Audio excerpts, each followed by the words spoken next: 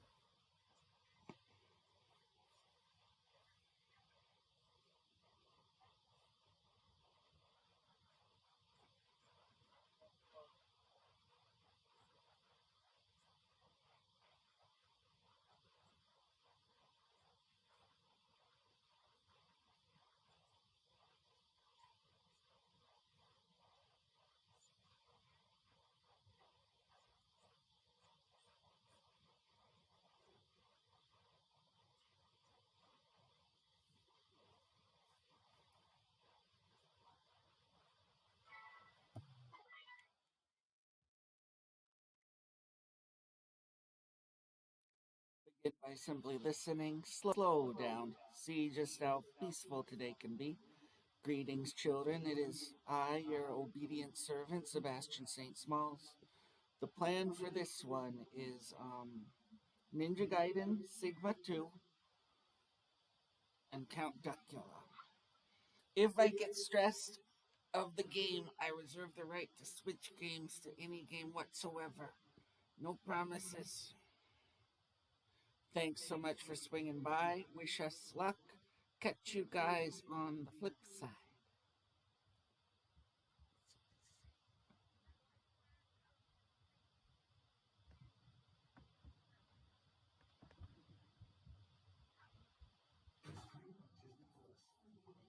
Dear. It's the wimpiest. Let's do this. You gotta be kidding me. Christmas ever. This family got snowed in, and to survive, they had to eat each other. I think my freckles might have frostbite. Do not make eye contact. Diary of a Wimpy Kid Christmas, Cabin Fever. Rated PG. Streaming on Disney Plus.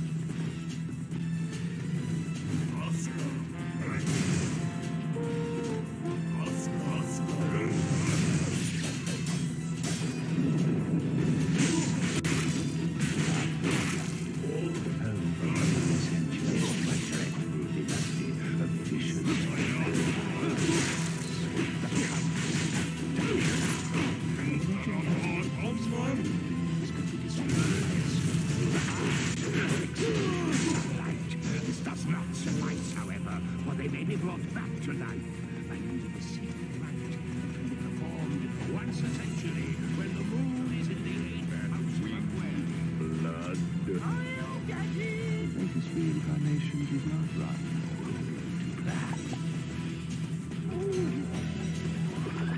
In the heart of Transylvania, in the vampire hall of fame, yeah, there's no baby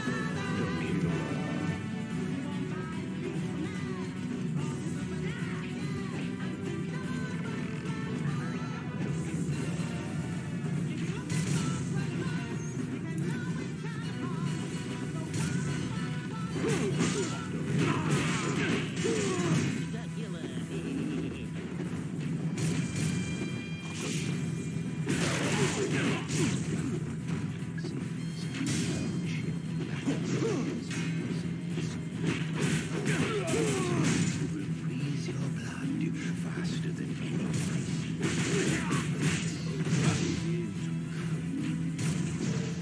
I'm a strange.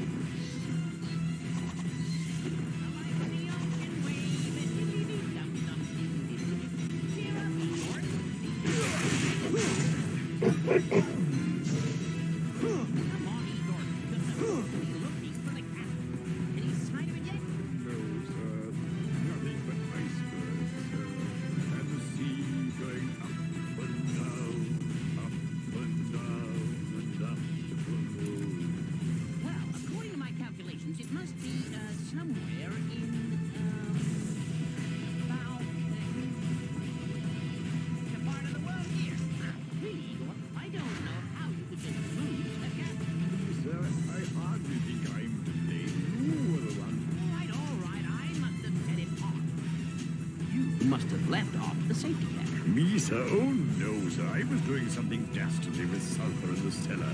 It was probably Nanny and her. Yes, it's very easy to blame poor Nanny. Actually, sir, it is very easy to blame Nanny. Well, do that then. Nanny! To get back to our nice kitchen at home. How can you make a cup of tea in a silly little kitchen like that? Well, Nanny, if you hadn't lost the castle... Me lost the castle? Musician must have Oh dear, I'm sorry, Master Duckula. It is said that a dragon ninja How did I do that? Never mind, Nanny. The point is we've got to find it soon. I suppose we're lucky to have found this ship so quickly. Quite so, sir, but I must say I don't like the look of now, Elizabeth. I don't like the smell of them either. Your I word. bet they've never heard of soap. Of course I've heard it. Stop! I eat so far away whether I need it or not. Your death will atone for generations of evil. Bloodline of the dragon ninja ends here. So on and Be that, sir. Me and the crew here have just dictated to get to our destination. That's probably because of those woolly jerseys you're wearing. Look here, Captain. The master has cleverly worked out where we can find the castle duckula. Yes. By my calculations, it should be just here. But not in the sea, sir. There is enough water down there, sir. By the water, a man can go mad down there, sir. Mad, I tell you. Mad! I've been down there quite a bit. Anyone who talks to me like that, I tear into him.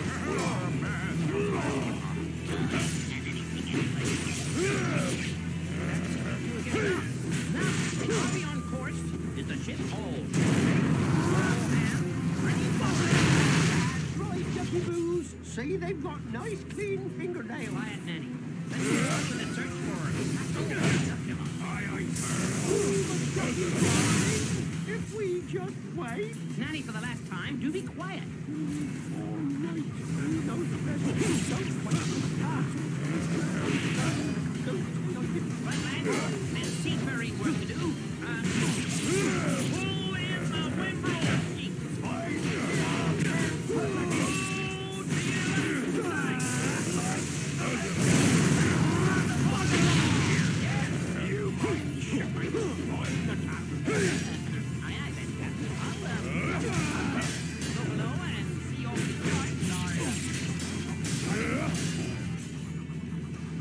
This is the life, Igor. The deep waves.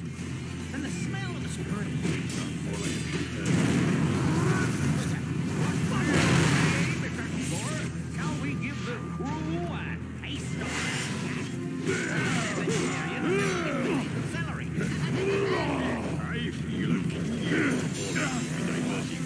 I'll get the captain and arrange one of you. One of you hauling the keel through this one thing might be the follow the woman. Quite so. You must retrieve this duck. That is got for you. Wow, Go, wow. now. Nanny, that's fantastic. Make a great chandelier.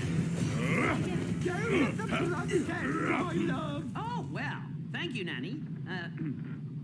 Hey, wait a second. Haven't I seen this before? More than likely, sir. It's the ship's wheel. Ship's wheel? I didn't know ships had wheels. The ship's wheel. The ship's wheel. Then what's steering the ship? I would hazard a guess, sir, the whims of the tides. The winds of the... What? Then anything could be happening up there. We could be going in entirely the wrong direction, or anything. Exactly so, sir. Well. In that case. Fine. As leader of this expedition, I, Count Duckula, glittering no island. fixed distress at this An exact exquisite city of must make a stardust. decision. Breathtaking. It's my duty to decide But you what we should do next. must be so tired of the view. Right. I've made a decision. Listen to me, you two. I know what we should do. Yes. Now, what would that be, sir? Obvious to me. How's that, my dear? Are you pleased? Listen to me, you sons of naughty penguins. Excellent. Then here I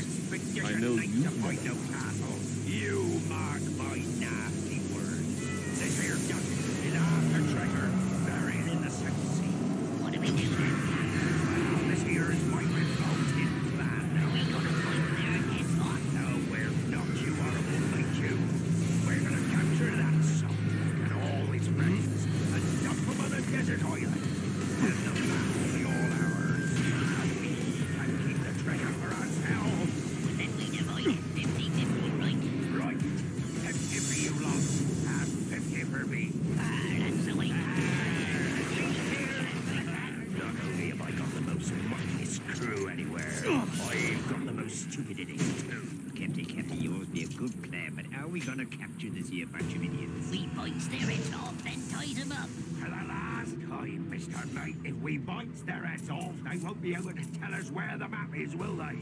Maybe we could bite the bits that don't talk. Ah, quiet. Let me think. We gotta capture their moist stealth and cunning. We can't expect them to rush up here and give themselves up. Help, help, help, Captain, help! Help, we're in your hands! Well, life's full of little surprises, isn't it? The ship's adrift, we'll crash into an iceberg! Save us, we'll all die! Don't overdo it, sir. Captain, I believe you mislaid this. Wow, shiver me timbers, you nicked the wheel. That's a tying up and chucking over the side of fence, that is. Huh, but you can't do that, can he, Igor? It does seem a little excessive, sir. Silence! Tie him to the yardarm, men. We ain't got a yard on. I had it last week. Now, what have we got? We got a good piece of fur. Tie him to the... Nothing else can. Tie him to the... comfy sofa. Don't wake them up. To find their treasure.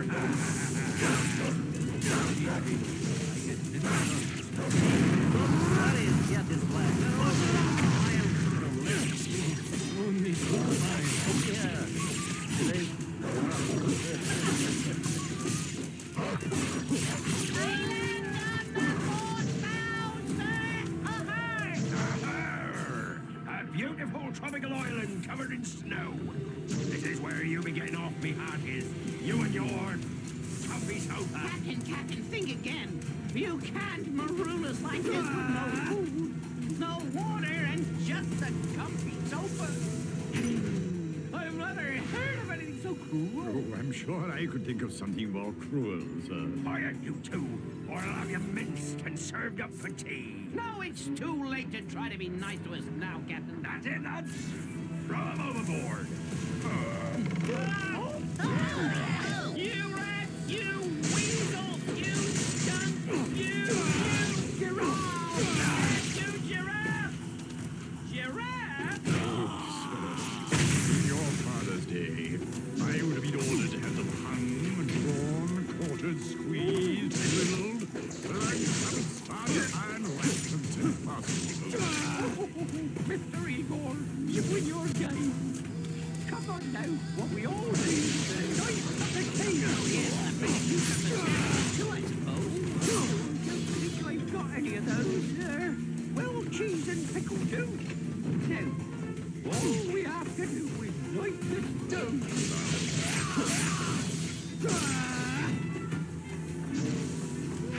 Now that's interesting. Pity we haven't got any crumpets. Oh, Nanny's got one of those, I'm sure. Here. I said crumpets. So many the ears are willing, but the brain is weak. Oh, silly Nanny, fancy making that mistake. Oh, here we are. Some nice hot muffins. Nanny, put the jam on yourself, though.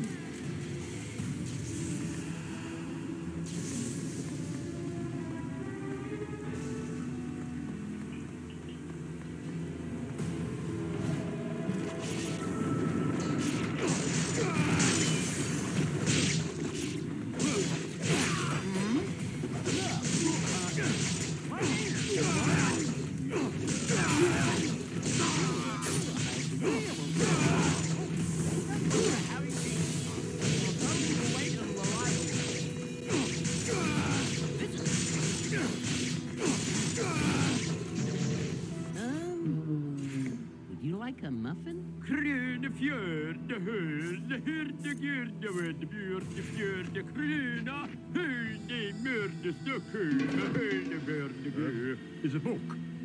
Film. It appears, is it? History. Ah, frozen mice. Sounds like ice. It appears, my lord, that these gentlemen discovered the North Pole 1,000 years ago. The ice has preserved them. And good old Nanny's tea revived them. It has a quality that would wake the dead, sir. Oh, thank you, Mr. Igor. It seems they want to follow us, sir. And they'd like us to Follow them? Where? There's nowhere to go. This island's shrinking. Gracious, that stone thing is melting the ice. Help, help! Quick, Igor, do something. Nanny, have you packed the master's tuxedo? What? We're about to drown and you're looking for my tuxedo? Well, at least you'll drown like a gentleman.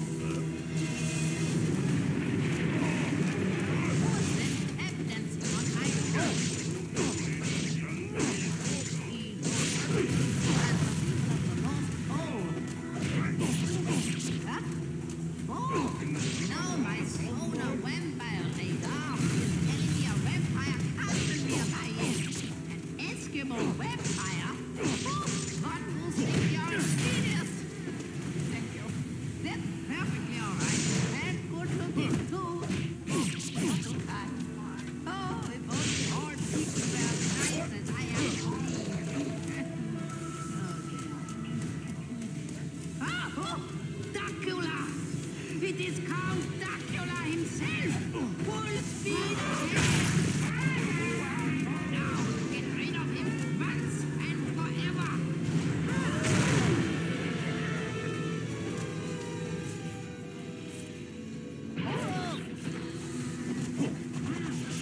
Look at those icicles. Not much use here, Ducky Boos. They're handlebars that get all frozen up. Icicles, Nanny. Icicles, not bicycles. Excuse me, my lord. It's time for no charades again.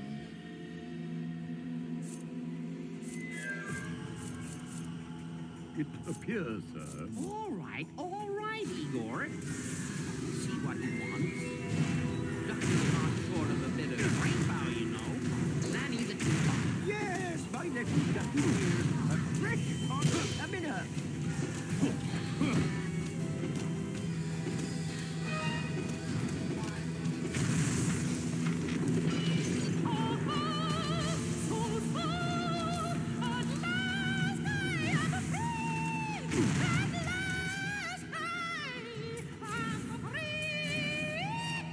Somehow I get the feeling we should have left her in the ice pack.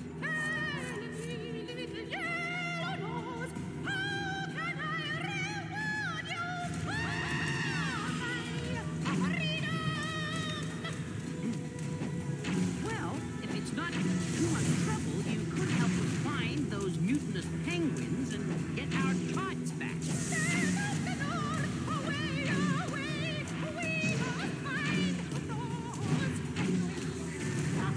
I hope we don't have to put up with this for the rest of the day.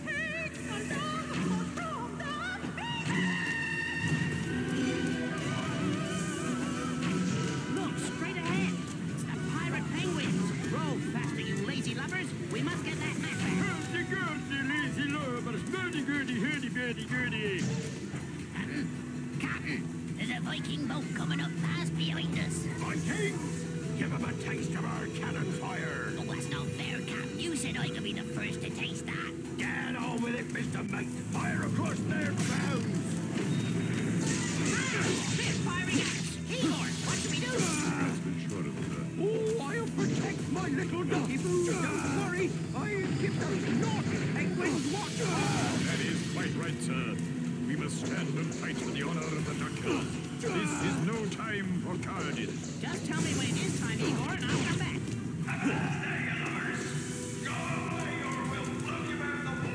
Do your worst, vermin.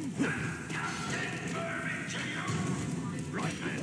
Load up and prepare to fire another tower! Wind your triggers! Let the burgling oil! Right there, end off. Shut up, Mr. Knight! And prepare to let loose grape shot! Why don't you just hide them? They are good grapes. Have any of you gentlemen seen a vampire castle? It's sort of big and sinister and has the little turrets with the cute little windows with that tree. That was only a polite question asking. Quick, here's our chance to escape. Jump, Nanny. Igor.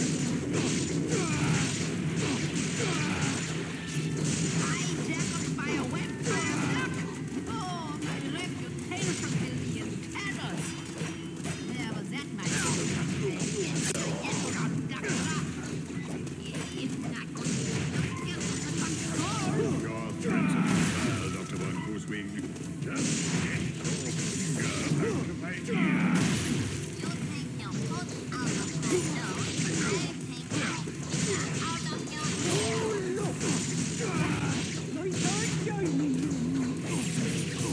This must be the heat sending us crazy.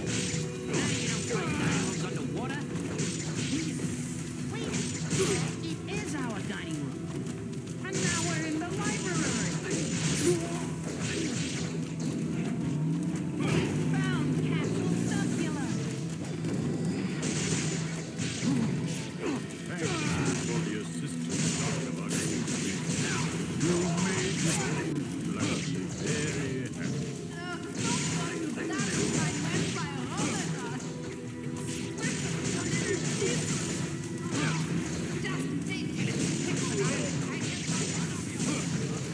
Look, we're not out of trouble yet, Igor. Things look decidedly grim this way. Oh, Igor, Nanny, this is it. The end of the line. The last of the duckulas meets his end in the icy waste. Ah, not quite the end, sir. Saved by the bell, sir. Or should that be the cuckoo?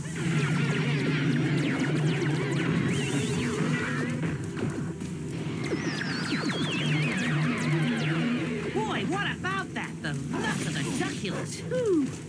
We got away just in time. It's like I was trying to save you, Ducky Boo's back on the pirate ship. Oh, we didn't have to go all the way to the North Pole and fight all those nasty penguins and all. Oh, Nanny, we had to get the castle back. It won't just come back on its own, you know. Oh, no, of course. What an idiot. It always comes back on its own. At dawn, Eastern Transylvania Standard Time. Nanny, I apologize. You were right all along. You tried to tell me, but I wouldn't listen. Oh, no, Ducky Boo's, you're clever, really. We all know that. Oh. Do you really think so? Oh, Oh, yes, sir. Oh. Then let's celebrate me having brains and getting us home safe and sound. Hooray, and up she rises. So, as night settles on Castle Duckula, we leave it once again with its petrified peasants cringing at the bottom of the hill, and with a warning to you all. Never go out at night with a duck call. You never know who might answer. Good night out there, whatever you are.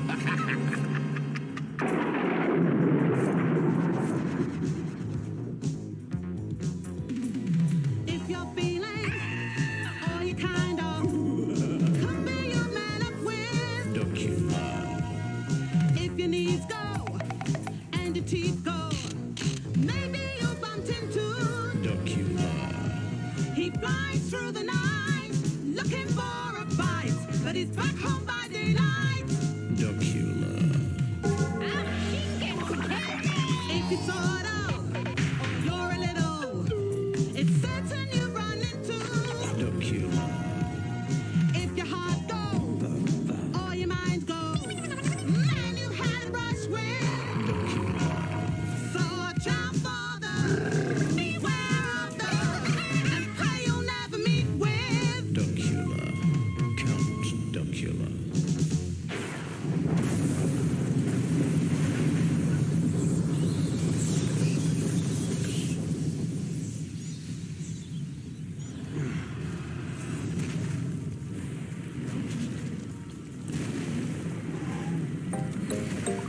Wix is your platform to perform on.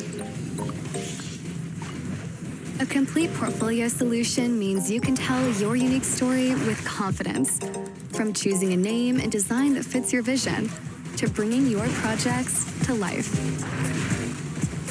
Custom themes and layouts.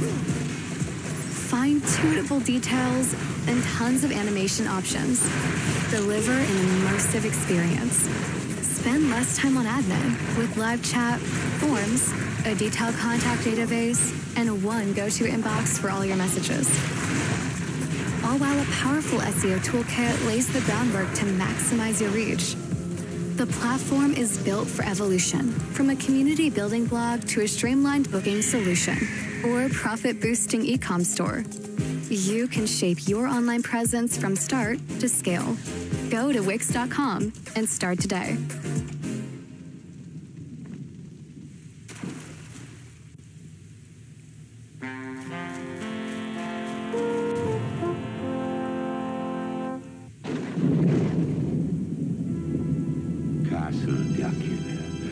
for many centuries to a dreadful dynasty of vicious vampire ducks, the Counts of Duckula. Legend has it that these foul beings can be destroyed by a sting through the heart or exposure to sunlight. This does not suffice, however, for they may be brought back to life by means of a secret rite that can be performed once a century when the moon is in the Blood. I'll get it! Latest reincarnation did not run according to plan. In the heart of Transylvania, in the vampire hall of fame, yeah, there's not a vampire any other. He won't bite, feast the man, cause he's a vegetarian, and things never run to plan for. If you're looking for some fun, you can always count upon the wild and wacky one they call Hey, Count Duckula.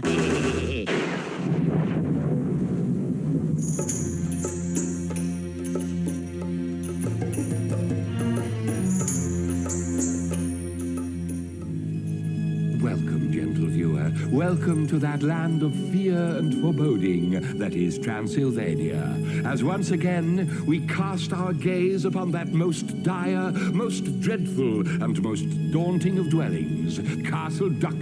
Oh, it's not at home. Don't fool, imbecile. Master, it was here. Honest it was. It was here, he says. A traveling castle, he says. And like a fool, I believed you. Yeah, but Master... I believed you because I wanted to believe you. Because I must find the power to transport the Taj Mahal to the fair Princess Rana of Jaipur. But I will find a way. I will. And no thanks to you, you incapable, incompetent, ineffectual, incredible. See, Master, I told you so. See? Travelling castle, just like I said. What did I tell you, eh? Quite incredible. Well, it wasn't my fault. It was, Nanny. It was all your fault. I was rich. I had that treasure in my grasp, and you ruined everything. Why? What did I do? What did you do? There I stood, within inches of the treasure. I mean, I was so close I could have touched it, and you go and knock it over the edge of the bottomless pit, and I could scream. In fact, I think I will.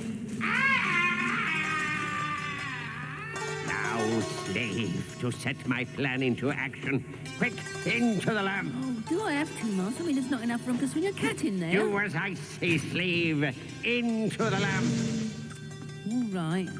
But I'm not happy. And when this Count Duckula you speak of finds the lamp, you know what to do. Yes. I pop out in a puff of smoke and I say, I am the genie of the lamp, come to take you to a mysterious cave of the Orient wherein is stored the fabled and legendary treasure of Aladdin. And you follow him and find out how he gets the castle to... Oh, ow. I've got my foot stuck up the spout. Silent slave. Now to place the lamp where the Count is sure to find it. I am the genie of the... Oh, hello, Master. You bungling buffoon! What are you doing out of the lamp? Oh, somebody must have rubbed me. Maybe you did it when you put me in your pocket. Get back in the lamp. There you are, Ducky Blues. Oh, your favorite. Well, if this is my favorite, I'd hate to see something I didn't like. What is it? Broccoli casserole, of course. It is? No, then, Ducky Blues, it's not nice to be rude about your nanny's cooking. Oh, it's been cooked. I thought it had been beaten into submission. Well, it'll all look different with some parsley sauce on. Parsley sauce, huh? Do you think I should have one lump or two, Igor? Oh, now, where did I put that parsley sauce? I had it a minute ago. Oh, yes, silly Nanny, here it is. Parsley sauce. Hey, Nanny, what's that? It's what I said, it's nice parsley. Oh, what's that? Yeah, that's what I said. I thought I did. No, well, yes, Nanny, you did. I thought so. But you see, I said it first. What? What's that? What's what? That, Nanny, that's what. What's that? What's that, my lord? Not you too, Igor. Look, if everyone can stop saying, what's that, for a moment, we might be able to find out what... Ah, I know what it is. And what's that, my lord? Igor, It's a magic lamp. That's what it is. Come, my lord. A magic lamp indeed. Look at it, Igor. Look. That is a magic lamp. Surely, my lord, not even you can believe in that ridiculous fairy tale nonsense. Well, whatever it is, it needs a good clean. Filthy it is. I am the genie of the lamp, come to take you to a cave of the mysterious Orient wherein is stored the fabled and legendary treasure of Aladdin. Oh, me back. Treasure? Did you say treasure? That's right. Treasure. Boy, looks like I'm going to be rich after all. My lord, a word with you. If you must, Igor, but make it snappy. I have the feeling that this genie is not all that he seems. I think something is afoot. Something underhand. Mm-hmm. Well, make up your mind, Igor. I beg my lord's pardon. I mean, which is it, your hand or your foot? Anyway, this is no time for footling excuses. It's time to go and get rich. W-R-I-T-C-H, rich. Hey-ho, here we go again.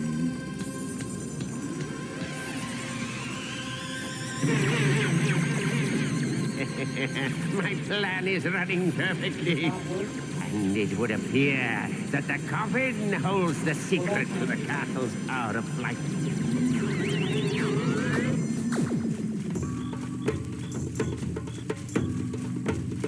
Yes, I shall take the coffin to the Taj Mahal, and then...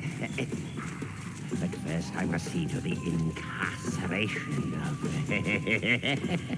Ducky Booze. Here we are, then. In you go. After you. What? Well, go on, you got to lead us to the treasure. No, no, you see, No? You mean there's no treasure? Listen, pal, if you've led us on a wild goose chase... No, I mean, the treasure's in there all right, but someone ought to stay outside as a lookout in case someone comes. I see what you mean. I wouldn't want to have to go halves on this treasure. Yes, good thinking. Okay, you stay out here and we'll go and get the treasure. It's all the same to you, my lord. I think I'll keep a lookout here, too. There's a lot of treasure down there, Igor. I'm gonna need all the help I can get to carry it back to the castle, huh? So come on. But... Come on, Igor. Oh, very well, my lord, if you put it like that. I do, Igor, I do. Oh. Oh, don't do that, Master. Oh, nearly made me jump out of my skin. Creeping up on me like that, I might have had a heart attack. Silent slave, and help me to seal up the cave with this boulder. You mean trapped them in there, Master? That is exactly what I mean.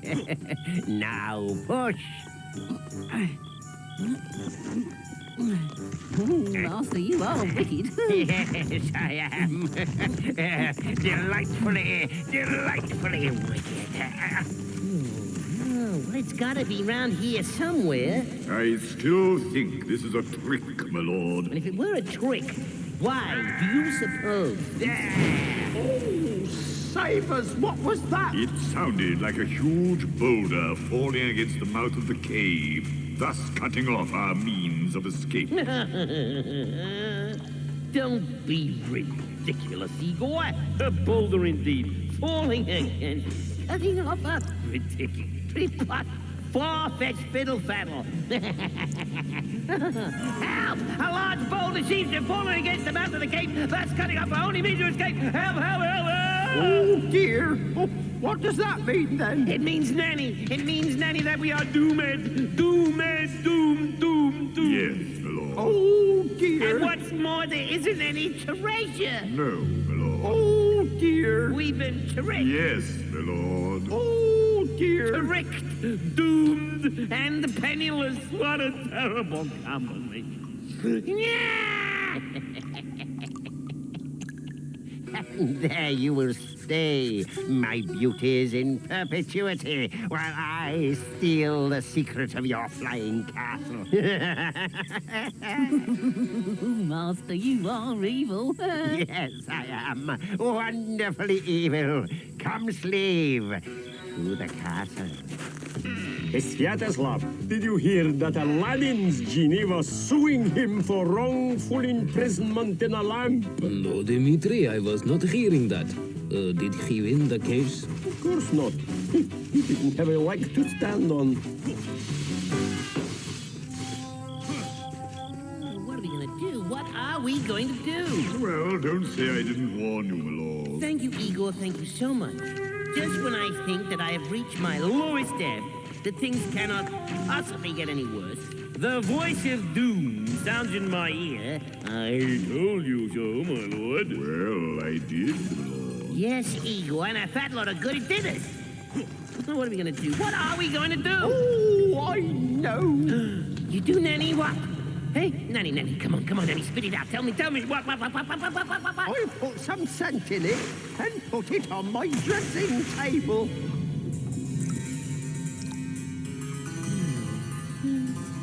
One, two, testing. 1, 2, 1, 2. No, I seem to be working. It must be Nanny. Nanny! Yes? What did you say? I said I'll put some scent in it and put it on my dressing table.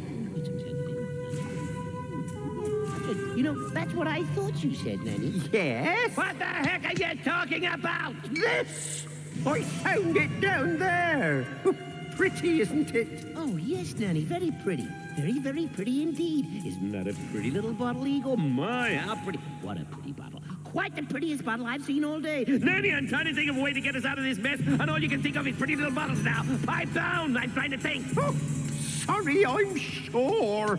Only trying to make conversation. Still, what's the point if he's going to be Mr. Grumpy Boots?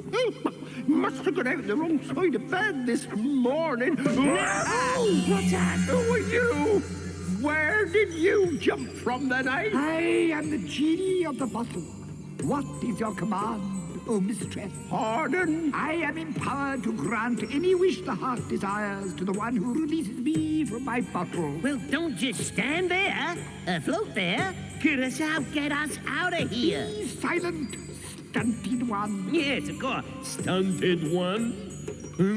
Does he mean me? I expect so, my lord. I serve only the one who has released me. Oh, I don't like this at all. It ain't natural. I wish we was all back in the castle. Oh! Now, how did that happen? What? We're here. The castle. We're back in the castle. Oh, my castle, my castle. I never thought I'd be glad to see the old dump. My lord. Quiet, Igor. Can't you see I'm enjoying myself? But, my lord, I think there is something you should know. Oh, all right, Igor. What is it? Come on. Spit it out. Look, my lord. Hey, that's my coffin. Come back here with my coffin. Stop thief. After them.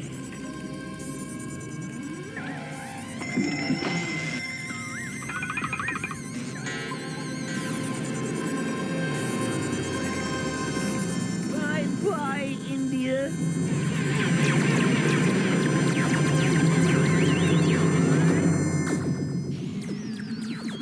Hello, Transylvania. Ah, well, all's well that ends well, my lord. All's well that... What are you talking about, Igor? Without the coffin, we're stuck here in Transylvania forever, for good, for keeps. Precisely, my lord. And so perhaps now you will devote more of your time to the duties that as a duckula you have been so badly neglecting for so long. I think that now we can expect to see a more sober Count Duckula, and less of the seeker after fame, fortune, and fun. Nanny, the bottle. Where is it? The bottle. Quick, where is it? Where is it, Nanny? What, my scent bottle, you mean? Yes, yes. The one I found in the cave, you mean? Yes, that's the one, Nanny. Where is it? I got it right here, Ducky Boo. Thank goodness for that. Oh, dear, I knew it was too good to last. Right. Now, I want you to listen very carefully, Nanny. Pay attention. This is very important. Do you understand? Oh, yes. Good. Now, listen. Watch my beak very carefully. I want you to rub the bottle, and when the genie comes out, you say, take this castle to the coffin. Got it? Take this castle to the coffin. Got it? That's right, Nanny.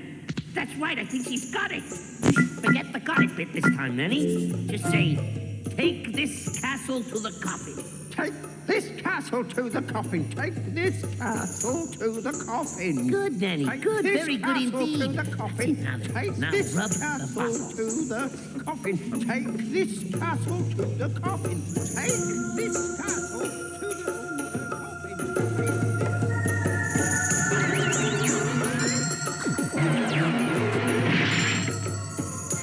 to the coffin. And so you see, my dear, you have no option. You must keep your word. There is the Taj Mahal, and here is my hand in marriage. Never! I shall never marry you. Oh, but you must. You promise. Oh no! What am I to do? Won't someone come to my rescue? Who can save me from this foul and odious... Good grief. Oh, no. Curses. Oh, I say, what bad luck. Looks like the deal's off. But Okay, you rat. Where's my coffin?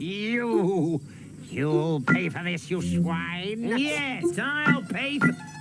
Hey, wait a minute. Hold on there. I thought I was the injured party around here. Injured? You will be after I get my hands on you. Not so fast, you cur! Guard! Seize that man! I'll get you with this stuff. You're going to regret the day you were born. I'll get you.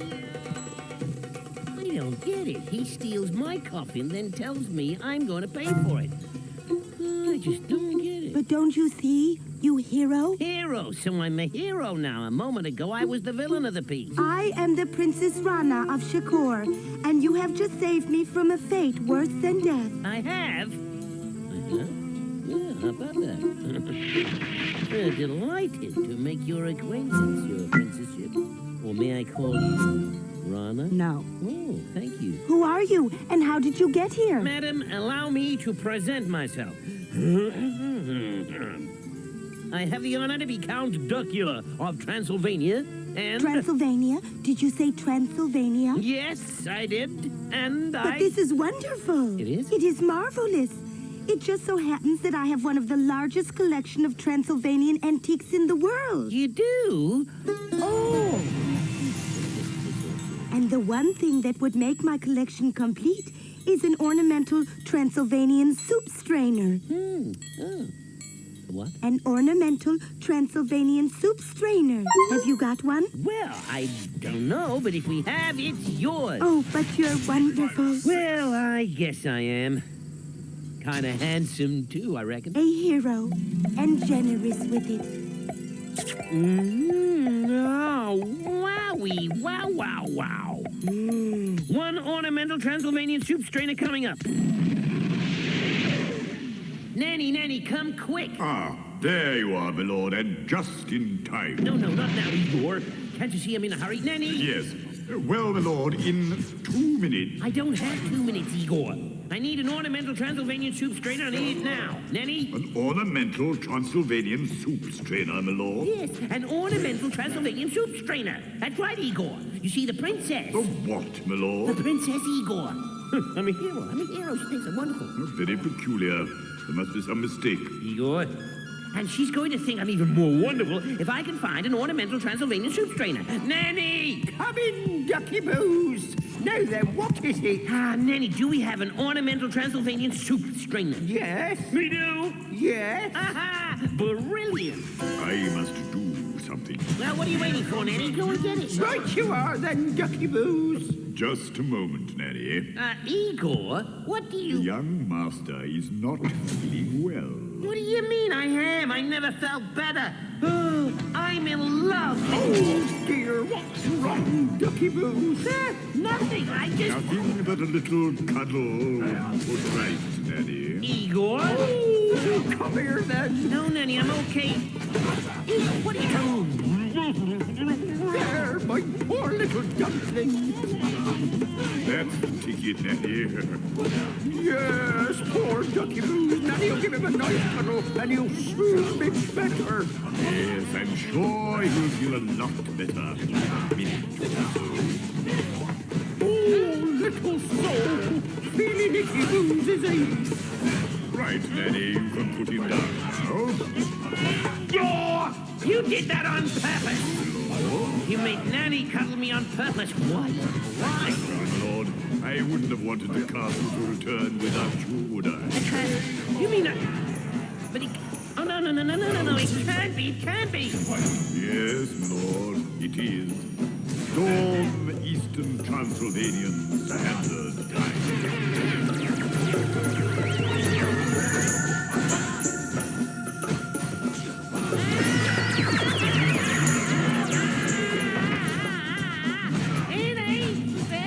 And so, gentle viewer, as Castle Duckula wends its way homewards once again, and the familiar sound of the gnashing of beaks fills the air, it's time once again for me to say,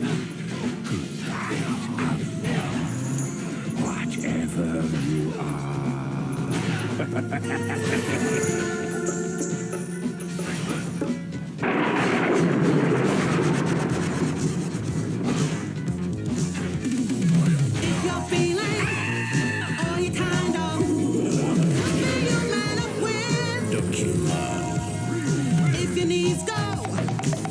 Teeth go.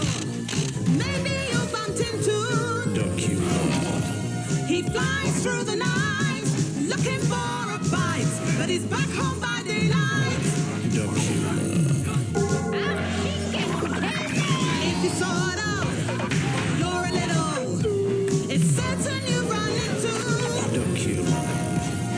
If your heart goes, or your mind goes, man, you had a brush with.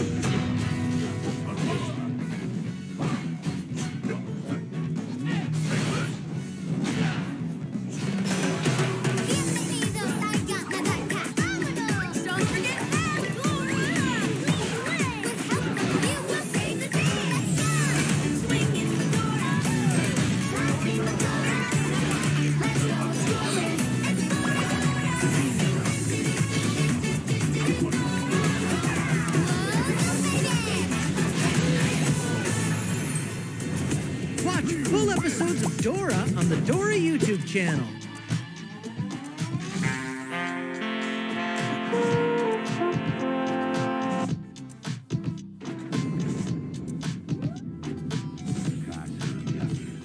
Home for many centuries to a dreadful dynasty of vicious vampire ducks, the Counts of Duckula. Legend has it that these foul beings can be destroyed by a stake through the heart or exposure to sunlight. This does not suffice, however, for they may be brought back to life by means of a secret rite that can be performed once a century when the moon is in the eighth house. Blood. I'll get it! The latest reincarnation did not run according to plan. In the heart of Transylvania, in the Vampire Hall of Fame, yeah, there's not a vampire as any other. He won't bite, feast the man, cause he's a vegetarian, and things never run to plan for. If you're looking for some fun, you can always count upon the wild and wacky one they call Duckula. Hey, Count Duckula.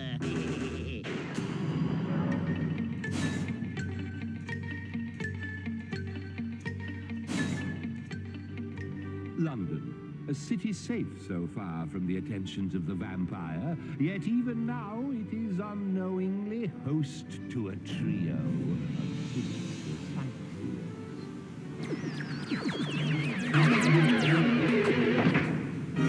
And here we have the magnificent St. Paul's Cathedral, Trafalgar Square, Piccadilly Circus, the British Museum, Hampton Court, and finally no tour of London would be complete without a visit to the world-famous Madame Two Swords exhibition.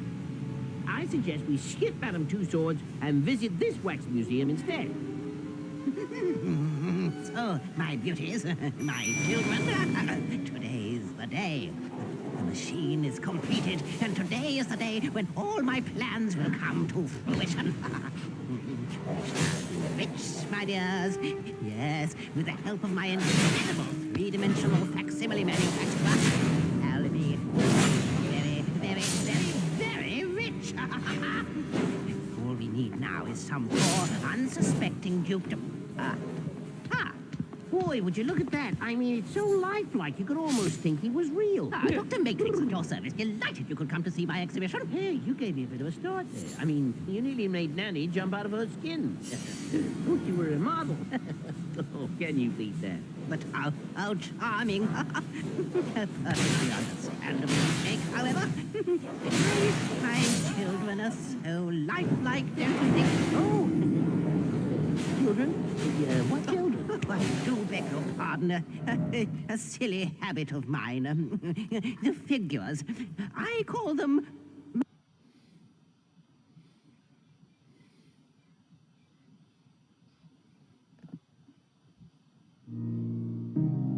About 5 years ago, I drew emojis. It was kind of The Columbia Broadcasting System and its affiliated stations present Orson Welles and the Mercury Theater on the Air in The War of the Worlds by H.G. Wells.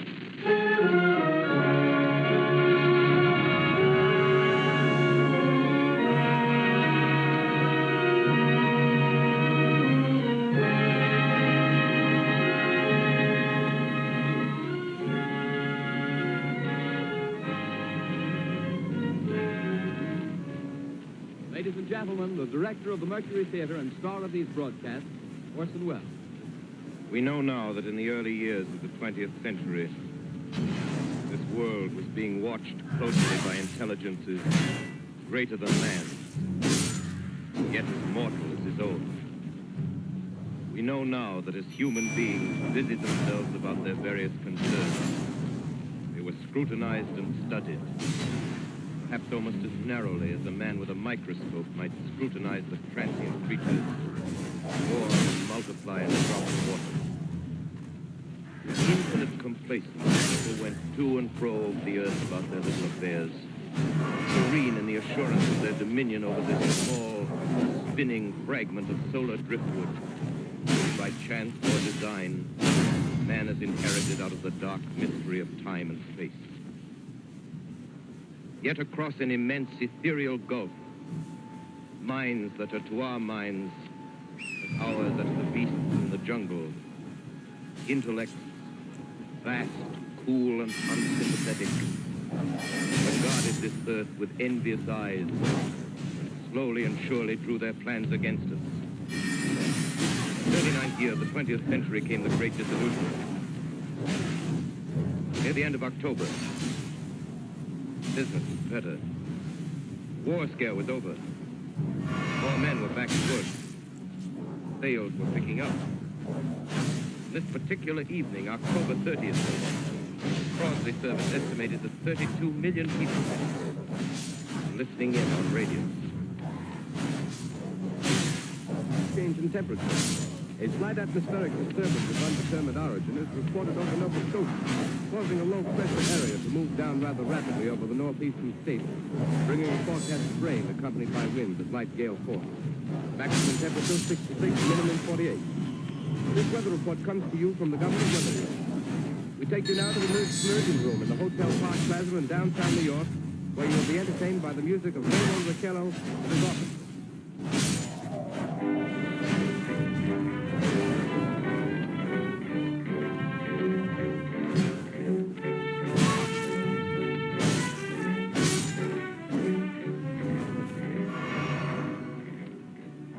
Good evening, ladies and gentlemen.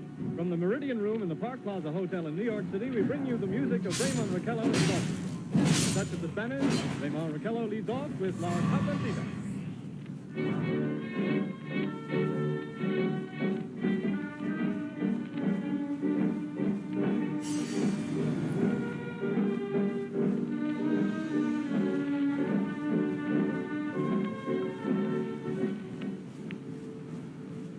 Ladies and gentlemen, we interrupt our program of dance music to bring you a special bulletin from the Intercontinental Radio News.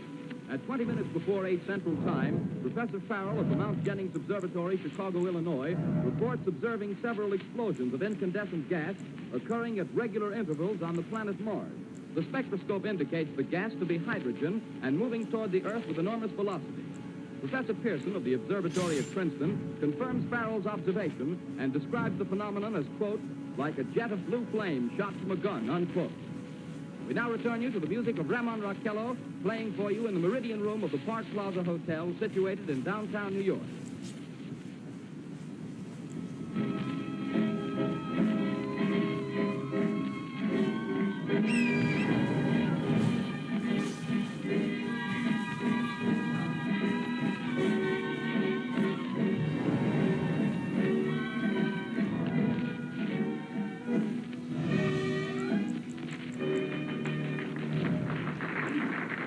And now a tune that never loses favor, the ever-popular Stardust, Raymond Raquello and his orchestra.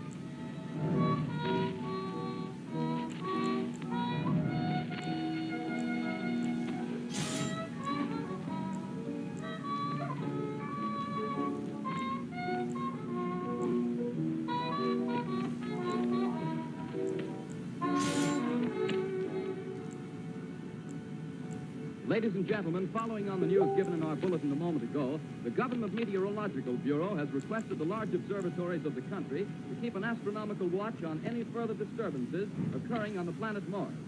Due to the unusual nature of this occurrence, we have arranged an interview with the noted astronomer, Professor Pearson, who will give us his views on this event. In a few moments, we will take you to the Princeton Observatory at Princeton, New Jersey. We return you until then to the music of Ramon Raquello and his orchestra.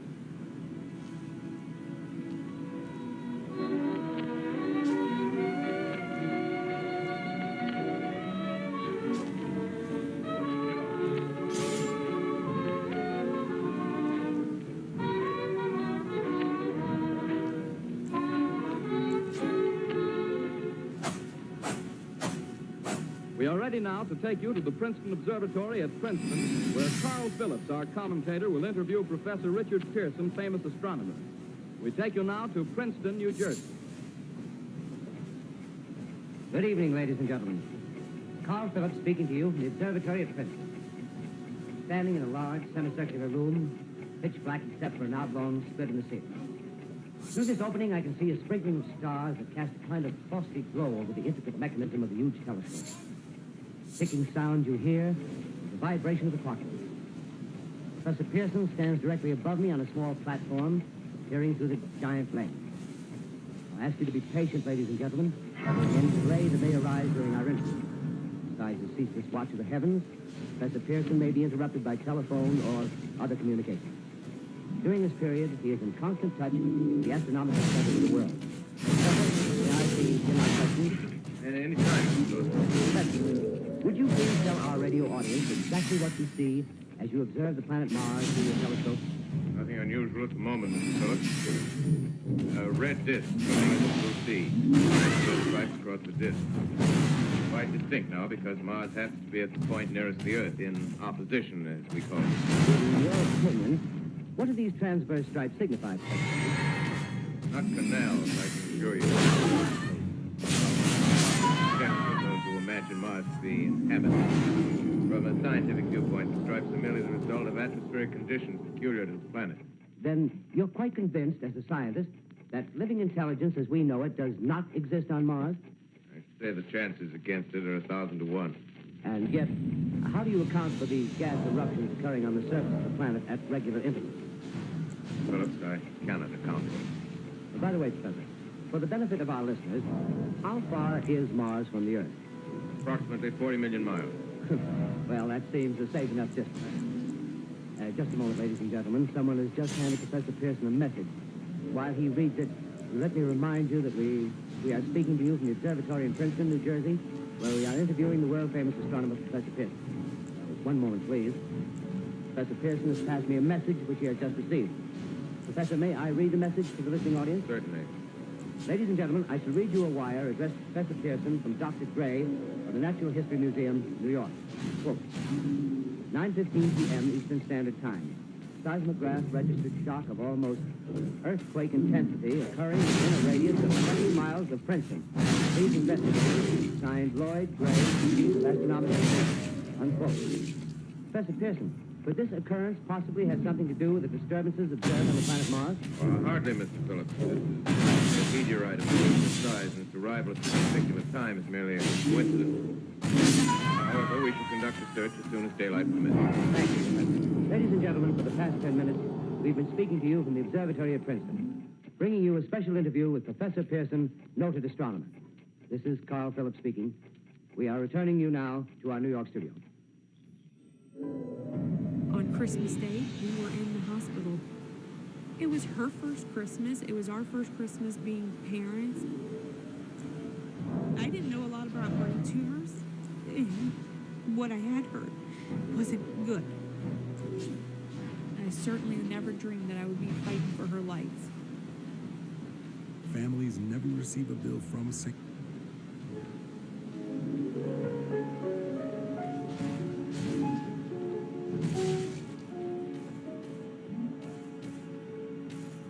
Ladies and gentlemen, here is the latest bulletin from the Los Angeles Radio News. Toronto, Canada. Professor Morris of the University reports a total of 3 explosions on the planet Mars between the hours of 9:25 p.m. and 9:20 p.m. Eastern Standard Time. This is an earlier report from the American Observatory. Now, nearer home, comes a special bulletin from Trenton, New Jersey. It is reported at 9 p.m. a huge flaming object, a meteorite, fell on a farm in the neighborhood of Grover's Mill, New Jersey, 22 miles from Trenton. The flash in the sky was visible within a radius of several hundred miles. The noise of the impact was heard as far as the distance. We have dispatched a special mobile unit to the scene, and we'll have our commentator, Carl Phillips, give you a word picture of the scene as soon as he can reach there from Princeton. At this time, we'll take you to the Hotel Monument in Brooklyn, where Bobby Malone and his orchestra are offering a program of dance music.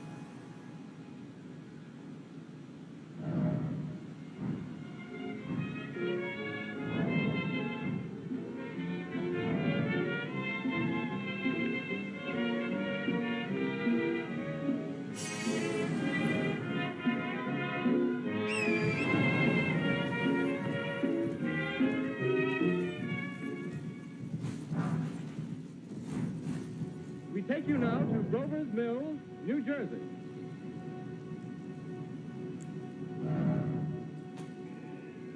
Ladies and gentlemen, this is Carl Phillips again, out at the Wilmot Farm, Grover's Mill, New Jersey. Professor Pearson and myself made the 11 miles from Princeton in 10 minutes. Well, I hardly know where to begin. To paint for you a word picture of the strange scene before my eyes, like something out of a modern Arabian Nights. Well, I just got here. I haven't had a chance to look around yet. I guess that's it. Yes, I guess that's the thing directly in front of me. Half buried in a vast pit. Must have struck with terrific force. The ground is covered with splinters of tree. It must have struck on its way down. What I can see of the object itself doesn't look very much like a meteor. At least not the meteors I've seen. It looks more like a huge cylinder. Has a diameter of, what would you say, Professor Pearson? What's that? What would you say, what's the diameter of this? About 30 yards. About 30 yards. The metal on the sheath is, well, I've never seen anything like it. The color is sort of yellowish white. It's curious. Spectators now are pressing close to the object in spite of the efforts of the police to keep them back. Getting in front of my line of vision. Would you mind standing one side, please? While the policemen are pushing the crowd back. Here's Mr. Wilmot, owner of the farm here. He may have some interesting facts to add. Mr. Wilmot, would you please tell the radio audience as much as you remember of this rather unusual visitor that dropped in your backyard? Step closer, please. Ladies and gentlemen, this is Mr. Wilmot. Well, I was listening to the radio. Closer and louder, please. Pardon me? Louder, please, closer. Yes. I was listening to the radio and kind of drowsing. That professor fellow was talking about Mars, so I was half chosen and half... Yes, Mr. Wilmot, and then what happened? Well, as I was saying, I was listening to the radio, kind of halfway. Yes, Mr. Wilmot, and then you saw something. Well, not first off. I heard something. And what did you hear? A hissing sound like this. Kind of like a 4th of July rocket. Yes, then what? I turned my head out the window and would have sworn I was asleep and dreaming. Yes? I seen a kind of greenish streak and then zingo. Something smacked the ground, knocked me clear out of my chair. Well, were you frightened, Mr. Wilmot? Well, I ain't quite sure. I reckon I was kind of riled. Well, thank you, Mr. Wilmer. Thank you very much. Yeah, you want me to Oh, tell that's some quite more? all right. That's splendid. Ladies and gentlemen, you've just heard the owner of the farm where this thing has fallen. I wish I could convey the atmosphere, the background of this fantastic scene. Hundreds of cars are parked in a field in back of us, and the police are trying to rope off the roadway. Cars' headlights throw an enormous spotlight on the pit where the object's half buried. Now, some of the more daring souls now are venturing near the edge. The silhouettes stand out against the metal machine. One man wants to touch the thing. He's having an argument with the policeman. Now, the policeman wins. Now, ladies and gentlemen, there's something I haven't mentioned in all this excitement, but it's becoming more distinct. Perhaps you've caught it already on your radio. Listen, please. Do you hear it? It's a curious humming sound that seems to come from inside the object. I'll move the microphone nearer. Here. Now, we're not more than 25 feet away. Can you hear it now? Professor Pearson? Yes, Can you tell us the meaning of that scraping noise inside the thing? possibly the unequal cooling of its surface. I say, do you still think it's a meteor, Professor? When the oldest one was born, that was my world. And they've been my world ever since. So I've had 10 wonderful years with 3 grandbabies. I love them. They're mine. They're all mine. And they love me. Right. I don't know what to think. The metal casing is definitely extraterrestrial. Not found on this Earth. Friction with the Earth's atmosphere usually tears holes in a meteorite. This thing is smooth and you can see its cylindrical Just a minute. shape. Something's happening. Ladies and gentlemen, it's terrific. This end of the thing is beginning to flake off. The top is beginning to rotate like a screw, and the thing must be hollow.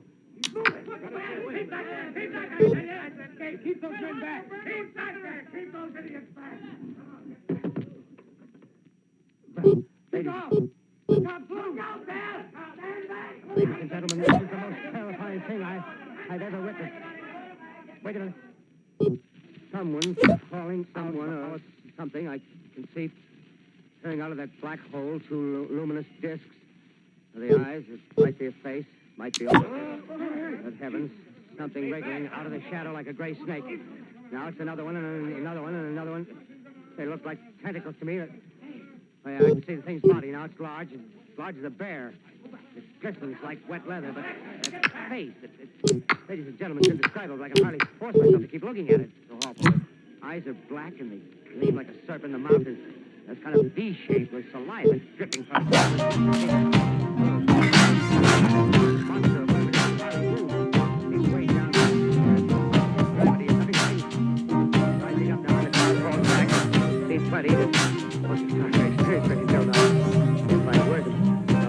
Microphone with me as I talk. Stop the description. I like it.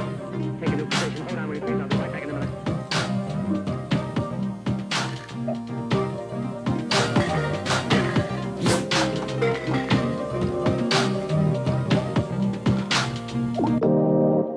We are bringing you an eyewitness account of what's happening on the Wilmouth Farm, Grover's Mill, New Jersey.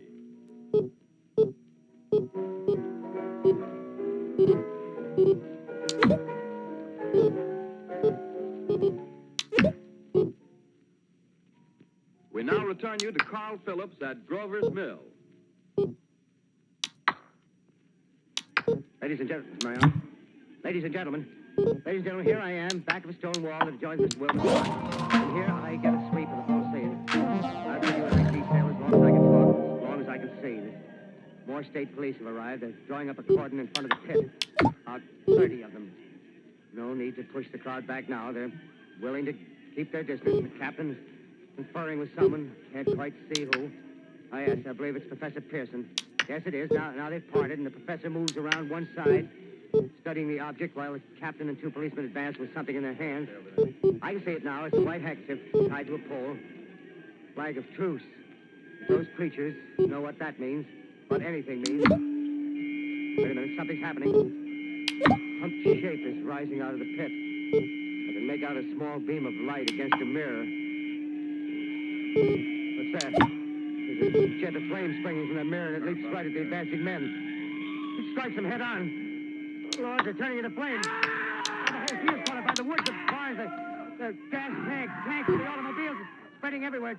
Coming this way now, about 20 yards to my right.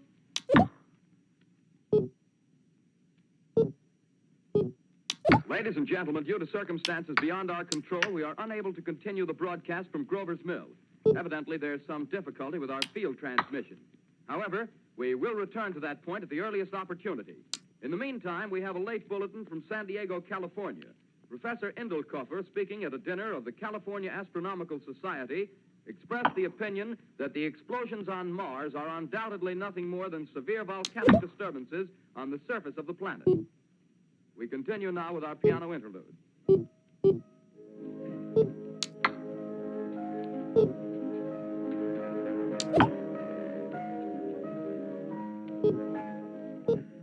Ladies and gentlemen, I've just been handed a message that came in from Grover's Mill by telephone. Just one moment, please. At least 40 people, including 6 state troopers, lie dead in the field east of the village of Grover's Mill. Their bodies burned and distorted beyond all possible recognition. The next voice you hear will be that of Brigadier General Montgomery Smith, commander of the state militia at Trenton, New Jersey. I have been requested by the governor of New Jersey to place the counties of Mercer and Middlesex as far west as Princeton and east to Jamesburg under martial law. No one will be permitted to enter this area except by special pass issued by state or military authorities. 4 companies of state militia are proceeding from Trenton to Grover's Mill and will aid in the evacuation of homes within the range of military operations. Thank you. You have just been listening to General Montgomery Smith, commanding the state militia at Trenton. In the meantime, further details of the catastrophe at Grover's Mill are coming in. The strange creatures, after unleashing their deadly assault, crawled back in their pit and made no attempt to prevent the efforts of the firemen to recover the bodies and extinguish the fire. The combined fire departments of Mercer County are fighting the flames which menace the entire countryside. We have been unable to establish any contact with our mobile unit at Grover's Mill, but we hope to be able to return you there at the earliest possible moment. In the meantime, we take you to... Just one moment, please. Ladies and gentlemen, I have just been informed that we have finally established communication with an eyewitness of the tragedy. Professor Pearson has been located at a farmhouse near Grover's Mill, where he has established an emergency observation post. As a scientist, he will give you his explanation of the calamity.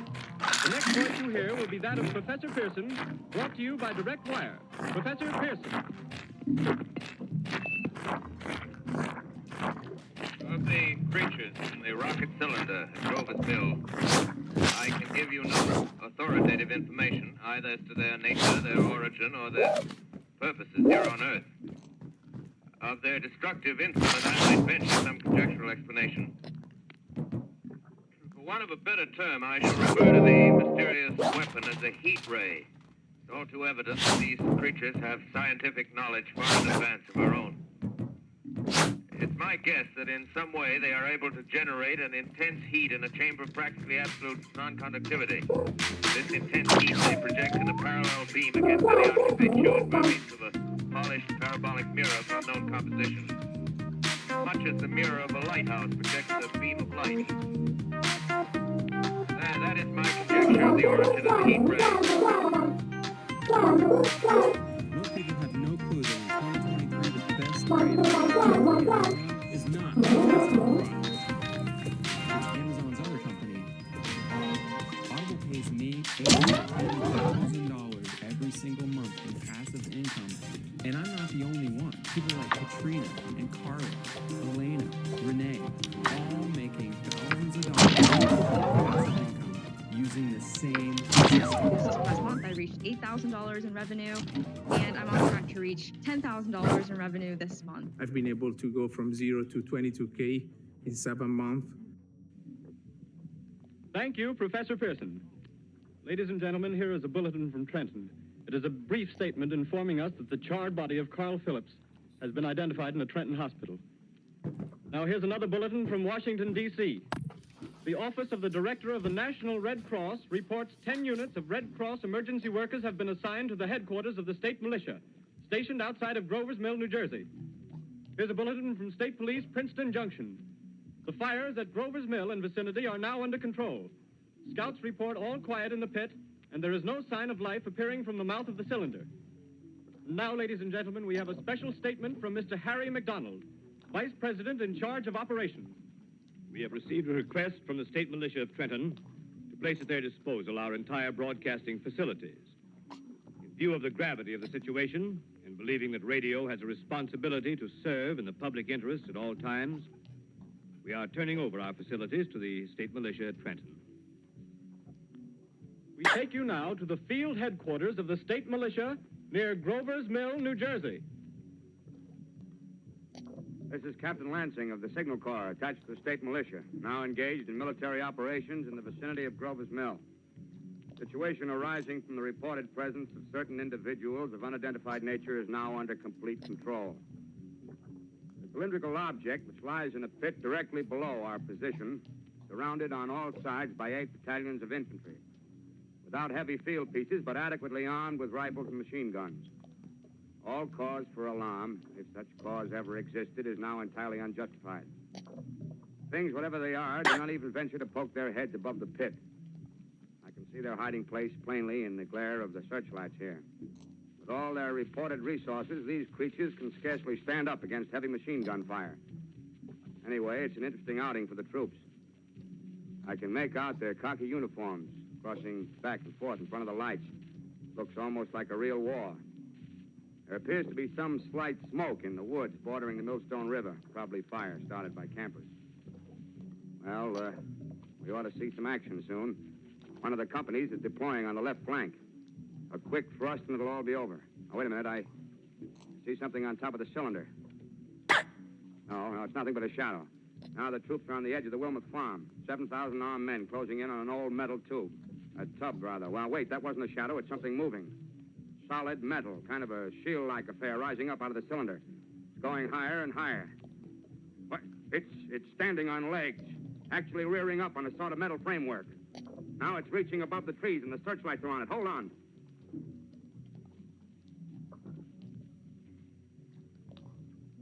Ladies and gentlemen, I have a grave announcement to make.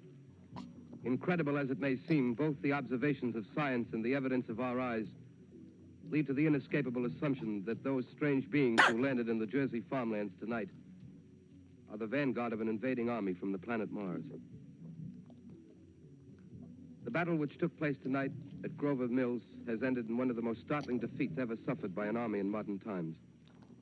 7,000 men armed with rifles and machine guns pitted against a single fighting machine of the invaders from Mars. 120 known survivors. The rest strewn over the battle area from Grover's Mill to Plainsboro, crushed and trampled to death under the metal feet of the monster, or burned to cinders by its heat ray. The monster is now in control of the middle section of New Jersey and has effectively cut the state through its center. Communication lines are down from Pennsylvania to the Atlantic Ocean. Railroad tracks are torn and service from New York to Philadelphia discontinued, except routing some of the trains through Allerton and Phoenixville. Highways to the north, south, and west are clogged with frantic human traffic. Police and army reserves are unable to control the mad flight. By morning, the fugitives will have swelled Philadelphia, Camden, and Trenton. It is estimated to twice their normal population. Martial law prevails throughout New Jersey and eastern Pennsylvania. At this time, we take you to Washington for a special broadcast on the national emergency. The Secretary of the Interior. Citizens of the nation, I shall not try to conceal the gravity of the situation that confronts the country, nor the concern of your government in protecting the lives and property of its people. However, I wish to impress upon you, private citizens and public officials, all of you, the urgent need of calm and resourceful action. Fortunately, this formidable enemy is still confined to a comparatively small area, and we may place our faith in the military forces to keep them there. In the meantime, placing our faith in God, we must continue the performance of our duties, each and every one of us, so that we may confront this destructive adversary with a nation united, courageous, and consecrated to the preservation of human supremacy on this earth. I thank you. On Christmas Day, we were in the hospital. It was her first Christmas. It was our first Christmas being parents. I didn't know a lot about brain tumors, and what I had heard wasn't good. I certainly never dreamed that I would be fighting for her life. Families never receive a bill from St. Jude for treatment, travel, housing, or food, so they can focus on helping their child live. You can make a difference. Please become a St. Jude Partner in Hope right now. My dreams are to watch her grow up. You gonna do that one all by yourself? Good job. If we didn't come to St. Jude, I really feel that Felicity wouldn't be with us. Please go online right now and become a St. Jude Partner in Hope today.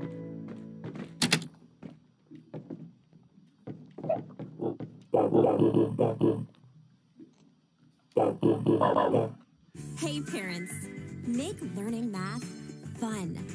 Your child can improve their problem-solving skills. You have just heard the Secretary of the Interior speaking from Washington. Bulletins too numerous to read are piling up in the studio here. We're informed that the central portion of New Jersey is blacked out from radio communication due to the effect of the heat ray upon power. Here's a special bulletin. Cables have been received from English, French, and German scientific bodies offering assistance. Astronomers report continued gas outbursts at regular intervals on the planet Mars. The majority voiced the opinion that the enemy will be reinforced by additional rocket machines. There have been several attempts made to locate Professor Pearson of Princeton, who has observed Martians at close range. It is feared he was lost in the recent battle. Langham Field, Virginia. Scouting planes report 3 Martian machines visible above treetops, moving north toward Somerville with population fleeing ahead of them. The heat ray is not in use, although advancing at express-train speed. Invaders pick their way carefully. They seem to be making a conscious effort to avoid destruction of cities and countryside. However, they stop to uproot power lines, bridges, and railroad tracks. Their apparent objective is to crush resistance, paralyze communication, and disorganize human society. Here is a bulletin from Basking Ridge, New Jersey. Coon hunters have stumbled on a second cylinder similar to the first, embedded in the great swamp 20 miles south of Morristown. Army field pieces are proceeding for the cylinder conversion in the fighting machine rig. They are taking up a position in the foothills of Watchung Mountain. Another bulletin from Langham Field, Virginia. Scouting planes report enemy machines now 3 in number, increasing in their evident haste to form a conjunction with their allies south of Morristown. Machines also sighted by telephone operator east of Middlesex within 10 miles of Plainfield. Here's a bulletin from Winston Field, Long Island. A fleet of Army bombers carrying heavy explosives flying north in pursuit of enemy. Scouting planes act as guides. They keep the speeding enemy in sight. Just a moment, please, ladies and gentlemen. We've run special wires to the artillery line in adjacent villages to give you direct reports from the zone of the advancing enemy. First, we take you to the battery of the 22nd Field Artillery, located in the Watchung Mountains. Range 32 meters. 32 meters. Projection 39 degrees. 39 degrees. Fire.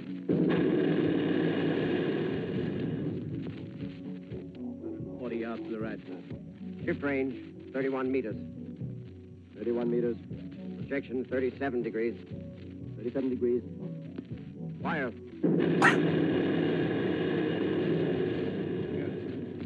Hit, sir. What's the tripod of one of them? It's off. The others are trying to repair it. Quick, get the range. Shift 30 meters. 30 meters.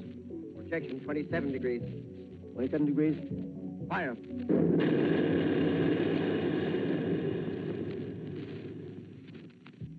see the shell land, sir. Letting off a smoke. What is it? Black smoke, sir. Moving this way.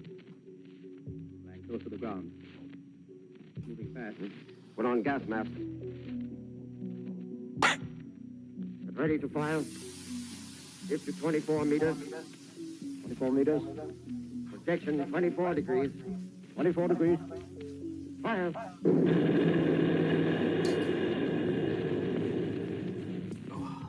Still can't see, sir. Smoke's coming nearer. Get the range. meters. 23 meters. 23 meters. 22. 22. 3.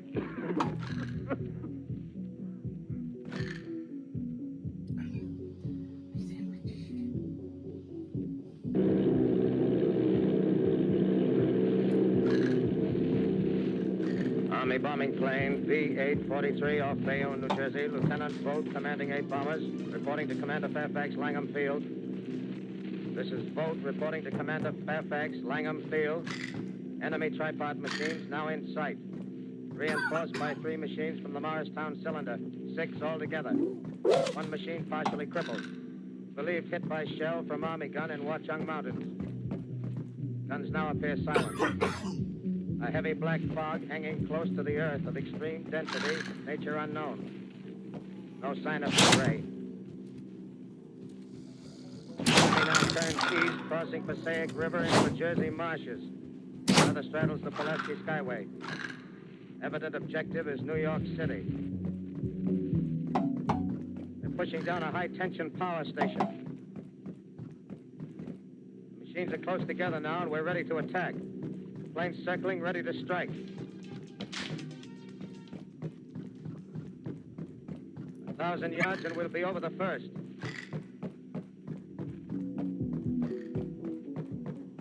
$800 yards.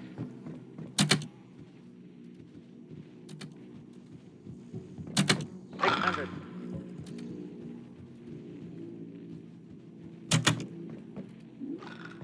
400. 200. There they go.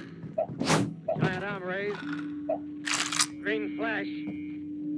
They're spraying us with flame. 2,000 feet. Engines are giving out.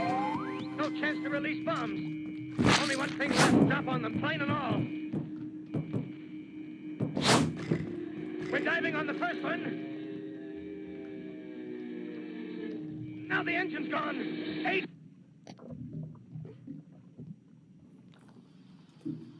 This is Bayonne, New Jersey, calling Langham Field. This is Bayonne, New Jersey, calling Langham Field. Come in, please.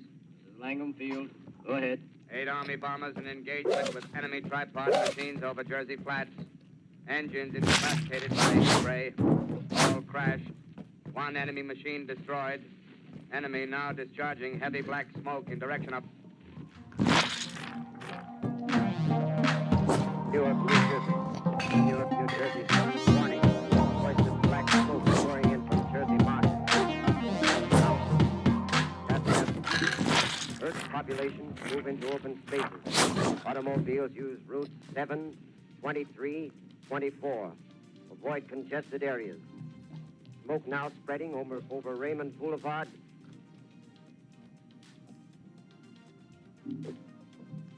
X2L calling CQ, 2X2L calling CQ, 2X2L calling 8X3R. Come in, please. This is 8X3R coming back at 2X2L. How's reception? How's reception? Okay, please. Where are you, 8X3R? What's the matter? Where are you?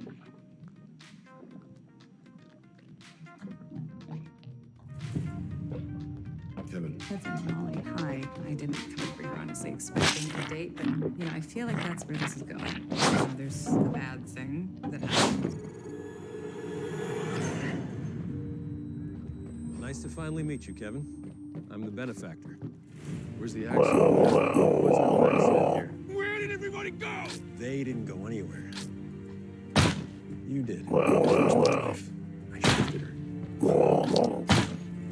Don't ask nicely. I will find the one. What do you want from me? Work for me and get back with the woman that you love. What if the bad thing tears us apart? Does that sound like something either one of us wants to endure?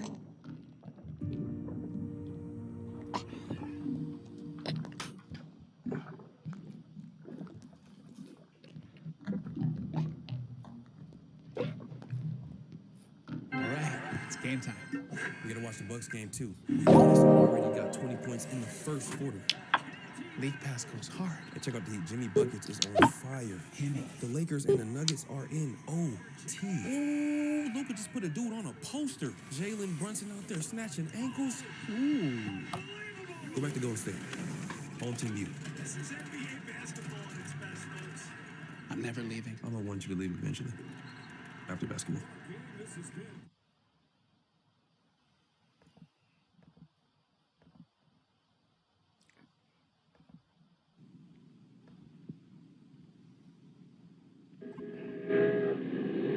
I'm speaking from the roof of Broadcasting Building.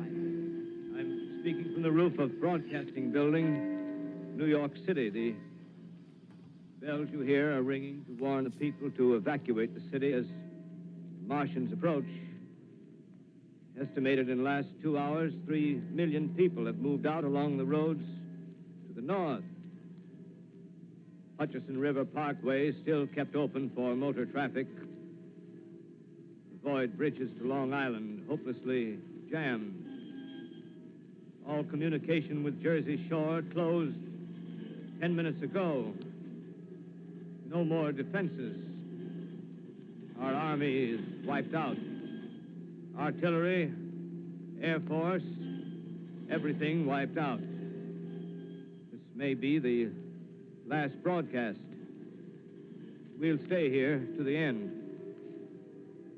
People are holding service here below us in the cathedral. Now I look down the harbor, all manner of boats, overloaded with fleeing population pulling out from docks. Streets are all jammed. Noise and crowds like New Year's Eve in city. Wait a minute, the enemy is now in sight above the Palisades. Five great machines. First one is crossing the river. I can see it from here, wading the Hudson like a man wading through a brook. A bulletin is handed me. Martian cylinders are falling all over the country. One outside of Buffalo, one in Chicago, St. Louis. Seem to be timed and spaced. Now the first machine reaches the shore. He stands watching, looking over the city. The steel cowlish head is even with the skyscrapers. He waits for the others. They rise like a line of new towers on the city's west side. Now they're lifting their metal hands. This is the end now. Smoke comes out, black smoke drifting over the city. People in the streets see it now. They're running toward the East River, thousands of them, dropping in like rats. Now the smoke's spreading faster. It's reached Times Square. People are trying to run away from it, but it's no use. They're falling like flies. Now the smoke's crossing 6th Avenue. 5th Avenue. 100 yards away. It's 50 feet.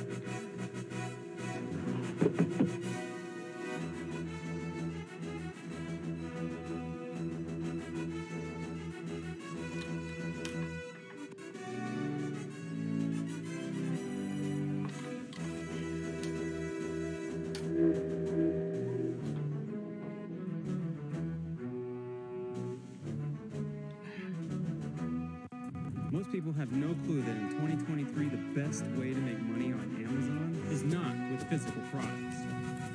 It's Amazon's other company, Audible. Audible paid...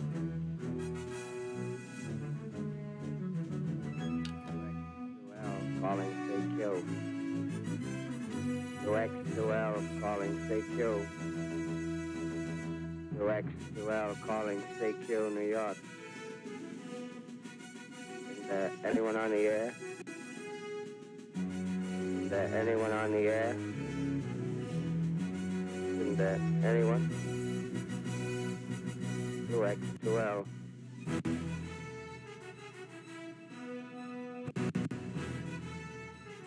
are listening to a CBS presentation of Orson Welles and the Mercury Theater on the Air in an original dramatization of The War of the Worlds by H.G. Wells. The performance will continue after a brief intermission. This is the Columbia Broadcasting System. The War of the Worlds by H.G. Wells, starring Orson Welles and the Mercury Theater on the Air.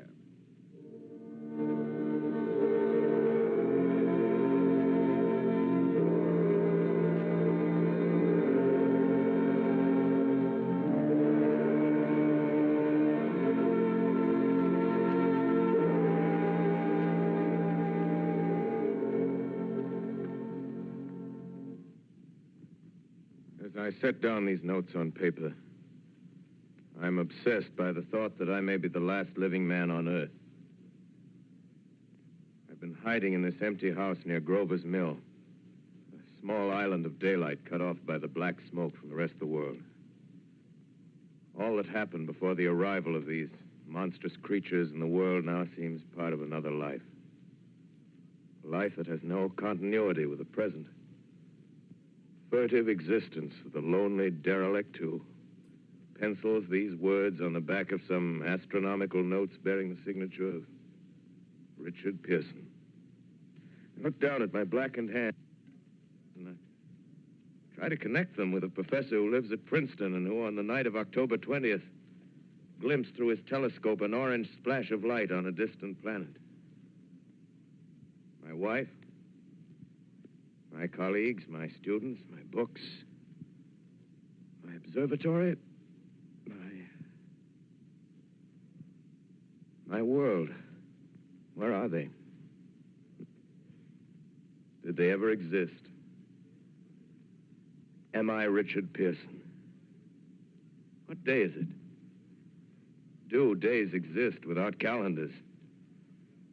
Does time pass when there are no human hands left to wind the clocks? In writing down my daily life, I tell myself I shall preserve human history between the dark covers of this little book that was meant to record the movements of the stars. But to write, I must live, and to live, I must eat. Find moldy bread in the kitchen and an orange not too spoiled to swallow. Keep watch at the window. Time to time, I catch sight of a Martian above the black smoke. Smoke still holds the house in its black coil, but at length there's a hissing sound, and suddenly I see a Martian mounted on his machine, spraying the air with a jet of steam as if to dissipate the smoke. I watch in a corner as his huge metal legs nearly brush against the house. H.P. Lovecraft. Exhausted by terror, I fall asleep. Morning. Morning. Sun streams in the window. Black cloud of gas is lifted, and the scorched meadows to the north look as though a black snowstorm had passed over them. I venture from the house. I make my way to a road, no traffic. Here and there, a wrecked car, baggage overturned, a blackened skeleton. Push on north. For some reason, I feel safer trailing these monsters than running away from them. And I keep a careful watch. I've seen the Martians feed.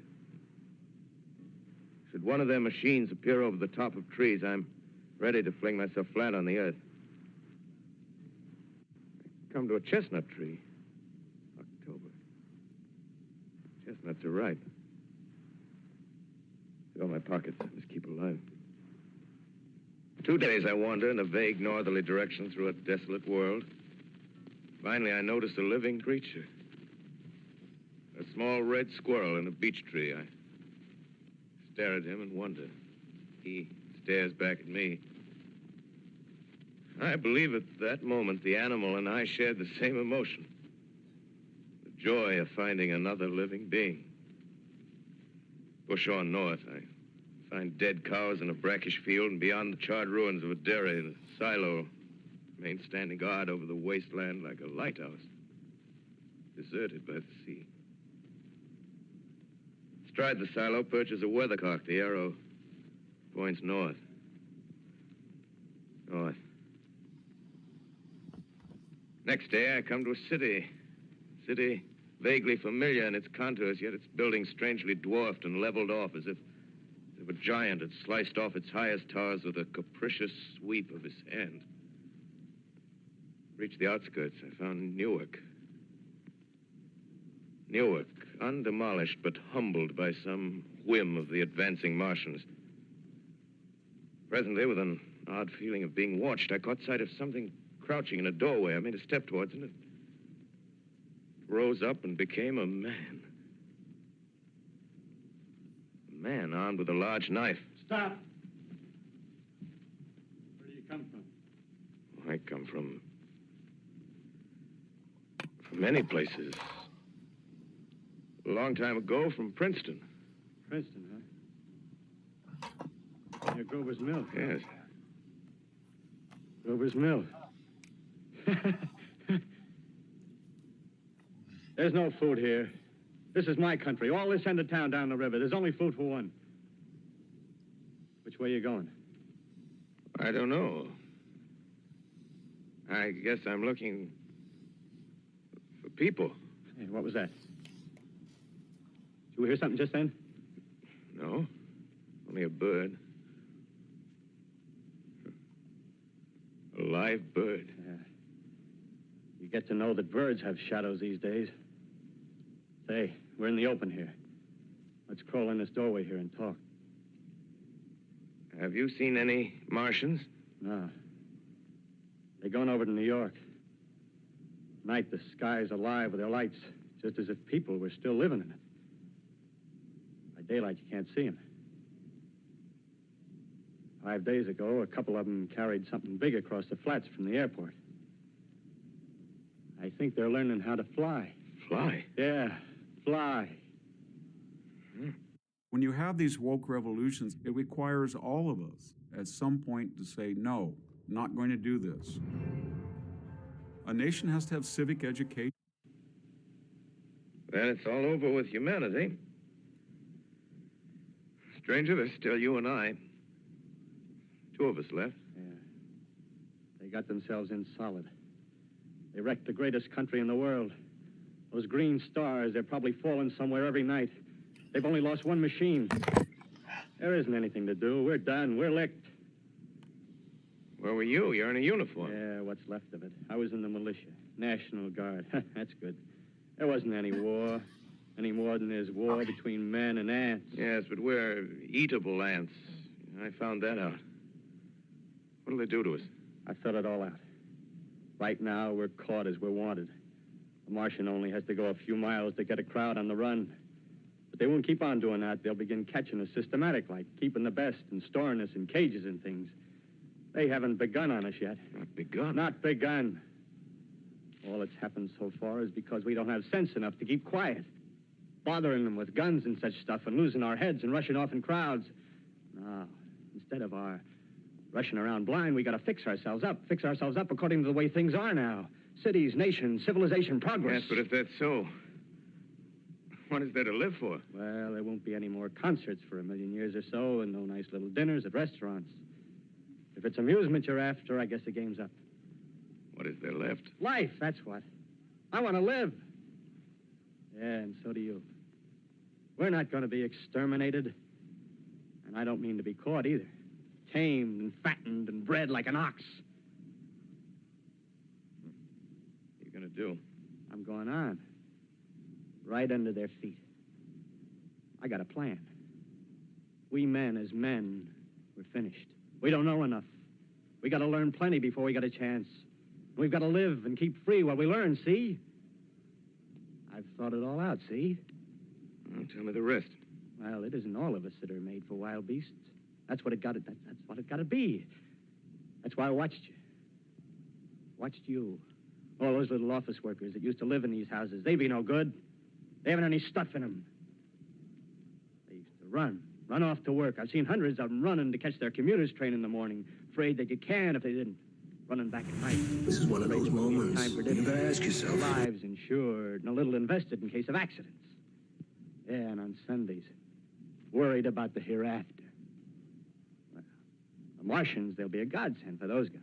Nice roomy cages, good food, careful breeding, no worries.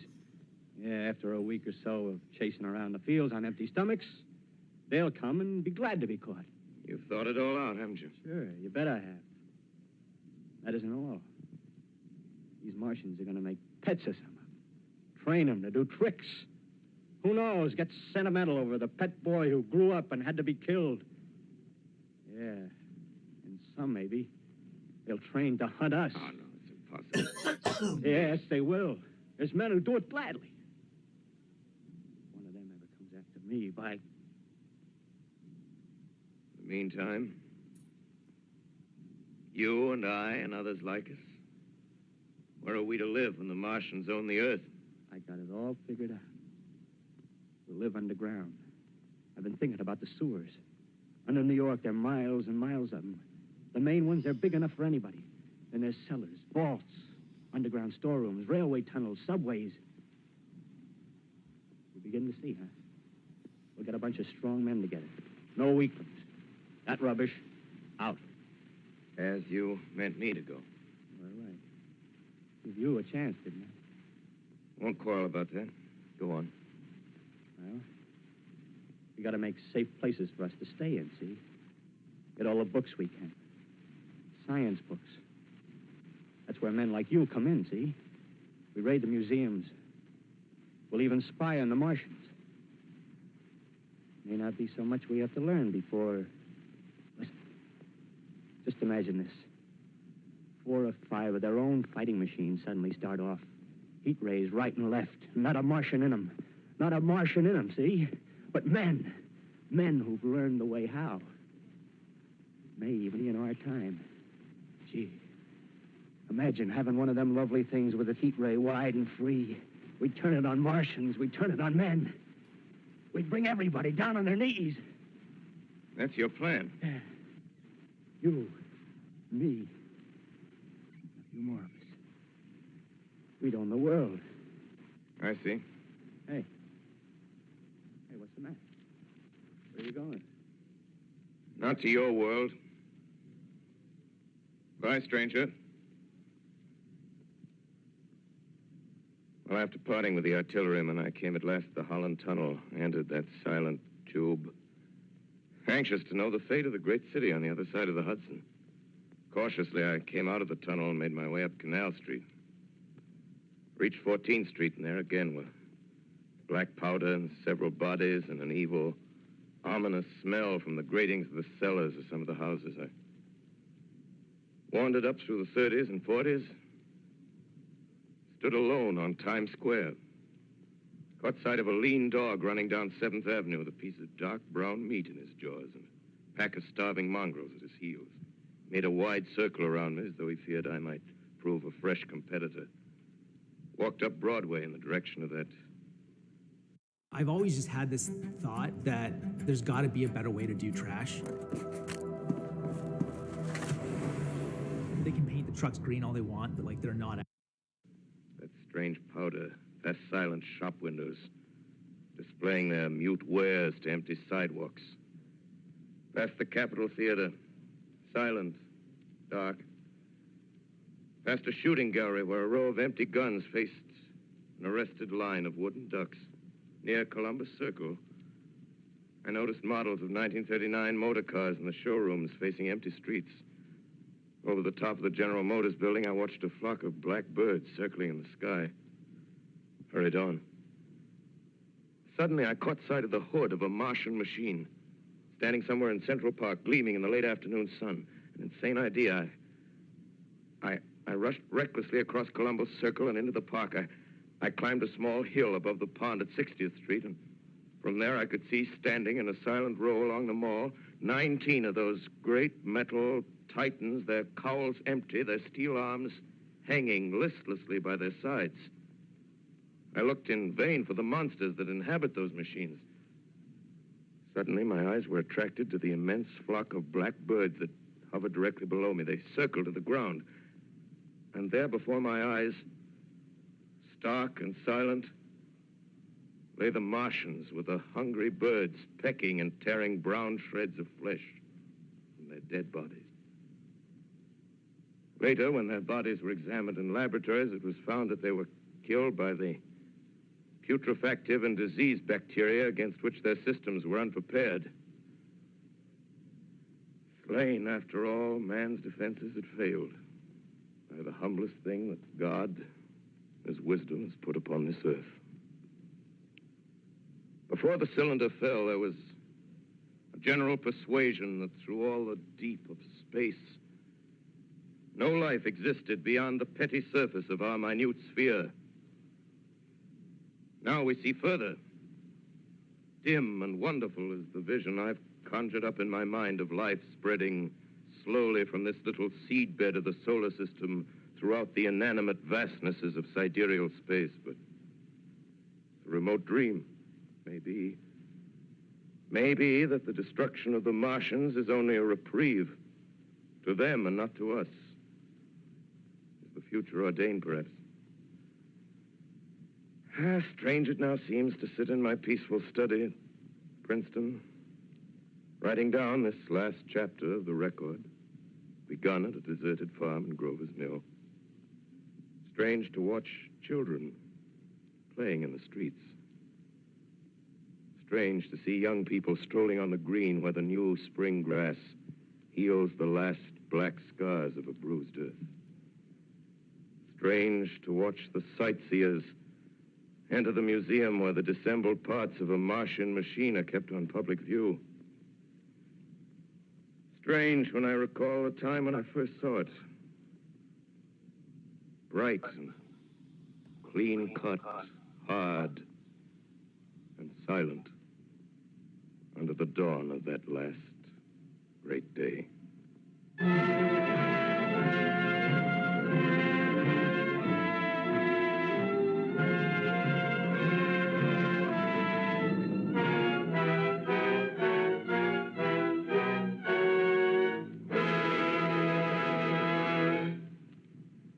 This is Orson Welles, ladies and gentlemen.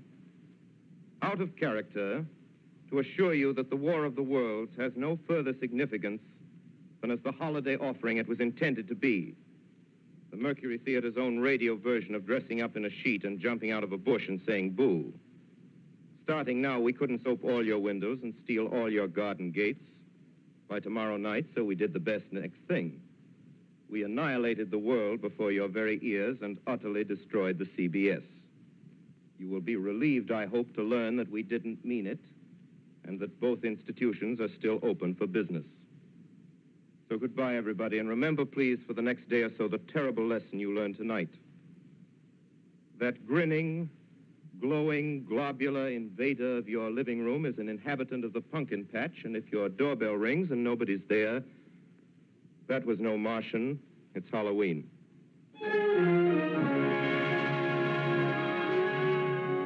Tonight, the Columbia Broadcasting System and its affiliated stations coast to coast has brought you The War of the Worlds by H.G. Wells, the 17th in its weekly series of dramatic broadcasts featuring Orson Welles and the Mercury Theater on the air. Next week, we present a dramatization of 3 famous short stories. This is the Columbia Broadcasting System.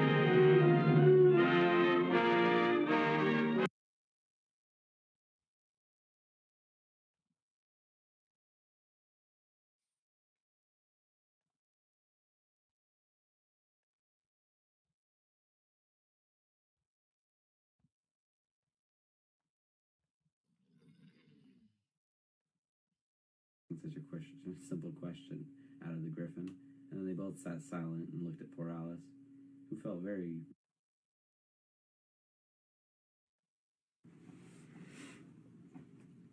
The Picture in the House by H.P. Lovecraft. The Picture in the House by H.P. Lovecraft. The Picture in the House by H.P. Lovecraft. Searchers after horror haunt strange, far places. For them are the catacombs of Ptolemy and the carven mausolea of the nightmare countries. They climb to the moonlit towers of ruined Orion castles and falter down black cobwebbed steps beneath the scattered stones of forgotten cities in Asia. The haunted wood and the desolate mountains are their shrines, and they linger around the sinister monoliths on uninhabited islands. But the true epicure and the terrible, to whom a new thrill of unutterable ghastliness is the chief end and justification of existence, esteems most of all the ancient, lonely farmhouses of backwoods New England. For there the dark elements of strength, solitude, grotesqueness, and ignorance combine to form the perfection of the hideous. Most horrible of all sights are the little unpainted wooden houses remote from traveled ways, usually squatted upon some damp grassy slope or leaning against some gigantic outcropping of rock. 200 years and more they have leaned or squatted there, while the vines have crawled and the trees have swelled and spread. They are almost hidden now in lawless luxuriances of green and guardian troughs of shadow, but the small pane windows still stare shockingly, as if blinking through a lethal stupor which wards off madness by dulling the memory of unutterable things. In such houses have dwelt generations of strange people, whose like the world has never seen. Seized with a gloomy and fanatical belief which exiled them from their kind, their ancestors sought the wilderness for freedom. There the scions of a conquering race indeed flourished free from the restrictions of their fellows, but cowered in appalling slavery to the dismal phantasms of their own minds. Divorced from the enlightenment of civilization, the strength of these Puritans turned into singular channels, and in their isolation, morbid self-repression, and struggle for life with relentless nature, there came to them dark, furtive traits from the prehistoric depths of their cold northern heritage. By necessity practical, and by philosophy stern, these folk were not beautiful in their sins. Erring as all mortals must, they were forced by the rigid code to seek concealment above all else, so that they came to use less and less taste in what they concealed. Only the silent, sleepy, staring houses in the backwoods could tell all that has lain hidden since the early days, and they are not communicative, being loath to shake off the drowsiness which helps them forget. Sometimes one feels that it would be merciful to tear down these houses, for they must be often dreamed. It was to a time-battered edifice of this description that I was driven one afternoon in November 1896 by rays such chilling copiousness that any shelter was preferable to exposure. I had been traveling for some time among the people of the Miskatonic Valley in quest of certain genealogical data, and from the remote, devious, and problematical nature of my course, I deemed it convenient to employ a bicycle despite the lateness of the season. Now I found myself upon an apparently abandoned road which I had chosen as the shortest cut to Arkham, overtaken by the storm at a point far from any town, and confronted with no refuge save the antique and repellent wooden building, which blinked with bleared windows from between two huge leafless elms near the foot of a rocky hill. Distant though it was from the remnant of a road, the house nonetheless impressed me unfavorably the very moment I espied it. Honest, wholesome structures do not stare at travelers so slyly and hauntingly, and in my genealogical researches I had encountered legends of a century before which biased me against such places of this kind.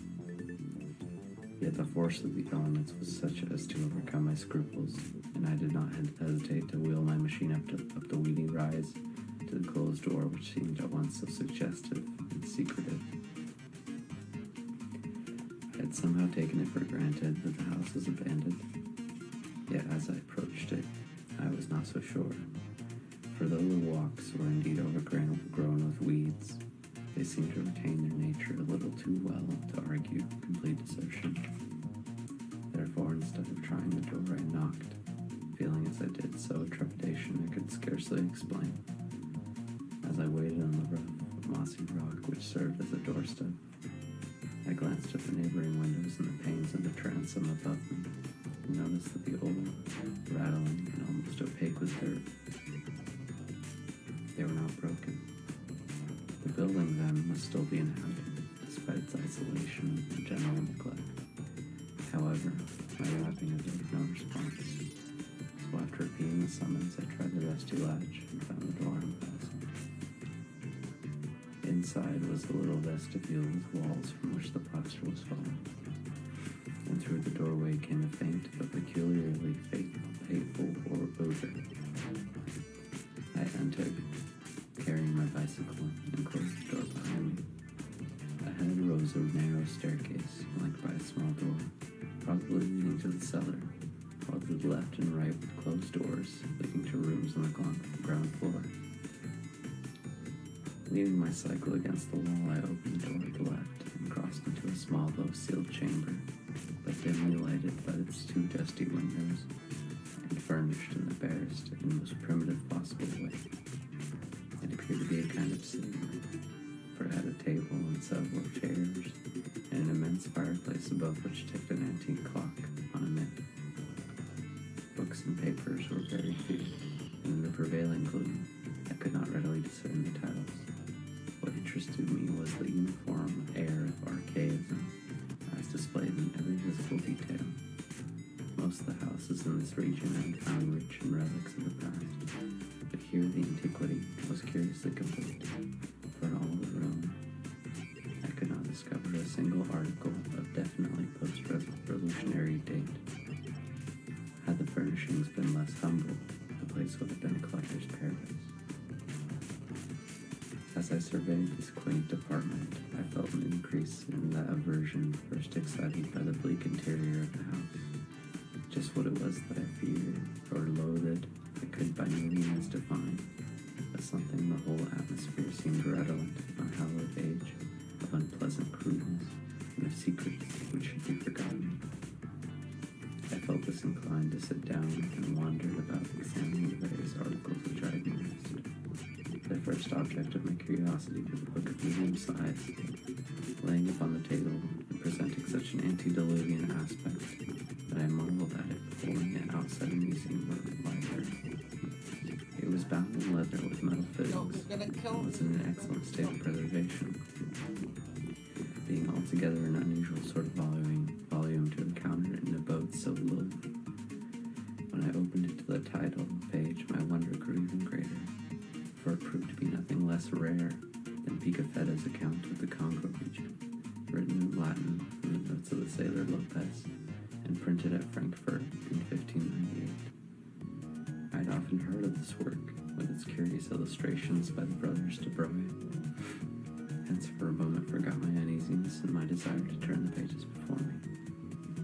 The engravings were indeed interesting, drawn wholly from imagination and careless descriptions, and represented Negroes with white skins and Caucasian features. Nor would I soon have closed the book had not an exceedingly trivial circumstance upset my tired nerves and revived my sensation of disquiet. What annoyed me was merely the persistent way in which the volume tended to fall open of itself at plate 12, which represented in gruesome detail a butcher's shop of the cannibal Anziques. I experienced some shame at my susceptibility to so slight a thing, but the drawing nevertheless disturbed me, especially in connection with some adjacent passages descriptive of antique gastronomy. I turned to a neighboring shelf and was examining its meager literary contents, an 18th century Bible, a Pilgrim's Progress of like period, illustrated with grotesque wood cuts and printed by the almanac maker Isaiah Thomas. The rotting bulk of cotton leather's Magnalia Christi Americana, and a few other books of evidently equal age. When my attention was aroused by the unmistakable sound of walking in the room overhead,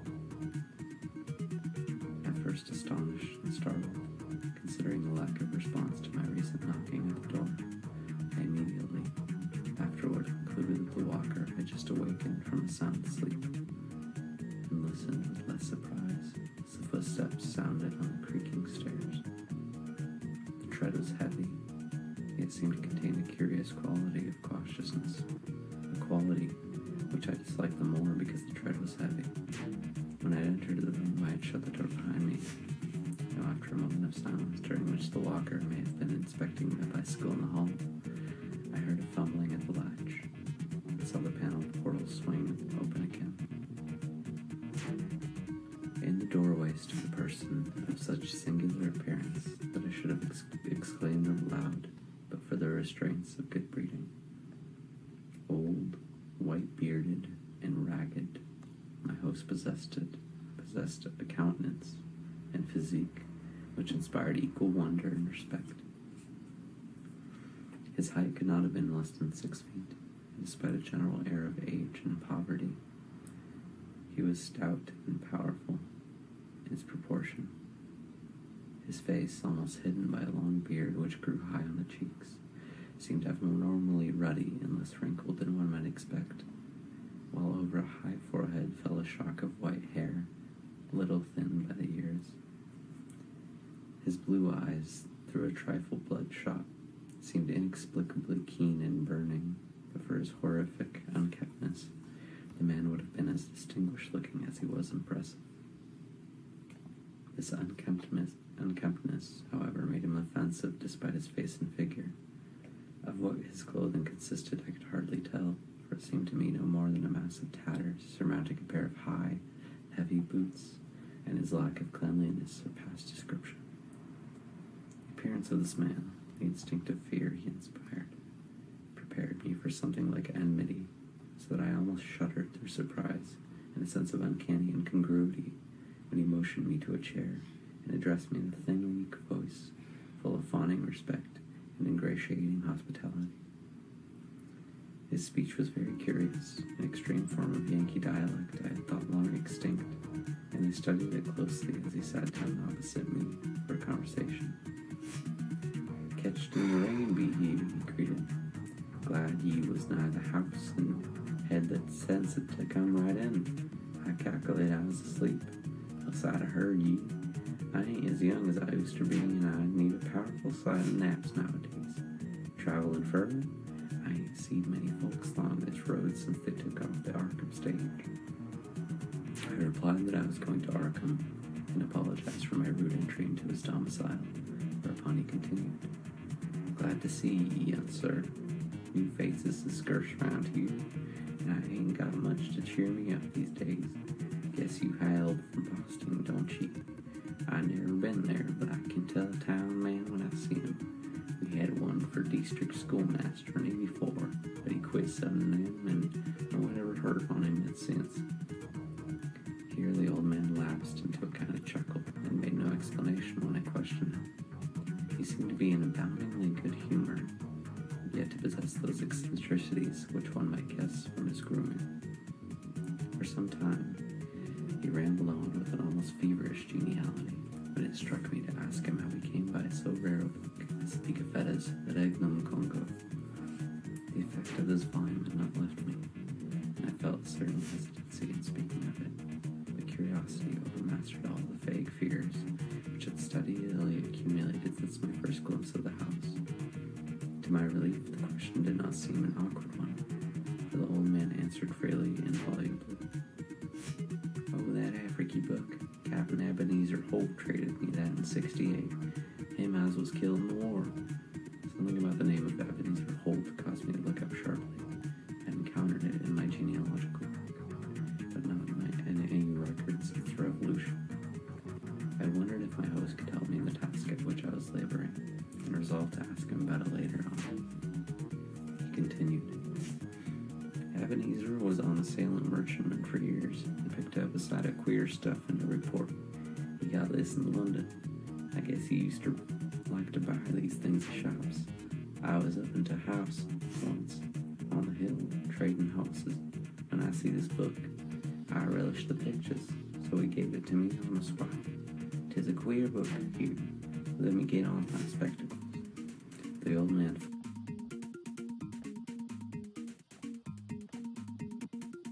Fortune is my best friend. Hey, when it comes to writing, And I'm not.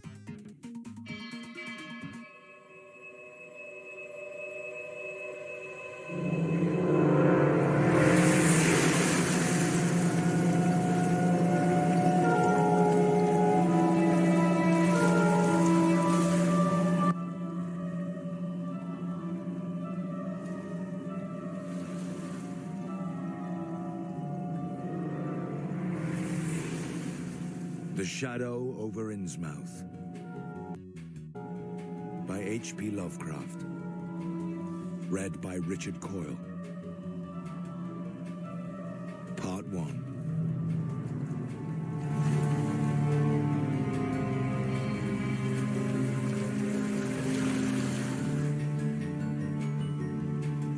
During the winter of 1927 to 28, officials of the federal government made a strange and secret investigation of certain conditions in the ancient Massachusetts seaport of Innsmouth. The public first learned of it in February, when a vast series of raids and arrests occurred, followed by the deliberate burning and dynamiting of an enormous number of crumbling, worm-eaten, and supposedly empty houses along the abandoned waterfront. Uninquiring souls let this occurrence pass as one of the major clashes in a spasmodic war on liquor. Keener news followers, however, wondered at the prodigious number of arrests, the abnormally large force of men used in making them, and the secrecy surrounding the disposal of the prisoners. No trials or even definite charges were reported, nor were any of the captives seen thereafter in the regular jails of the nation. There were vague statements about disease and concentration camps, and later about dispersal in various naval and military prisons, but nothing positive ever developed. Innsmouth itself was left almost depopulated, and is even now only beginning to show signs of a sluggishly revived existence.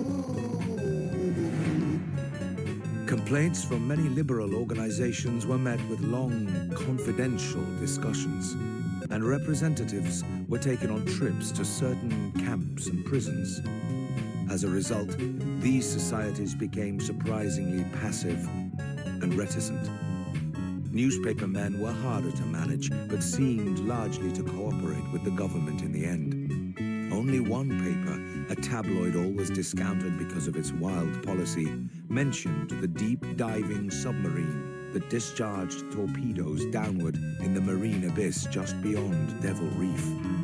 That item, gathered by chance in a haunt of sailors, seemed indeed rather far-fetched, since the low Black Reef lies a full mile and a half out from Innsmouth Harbor.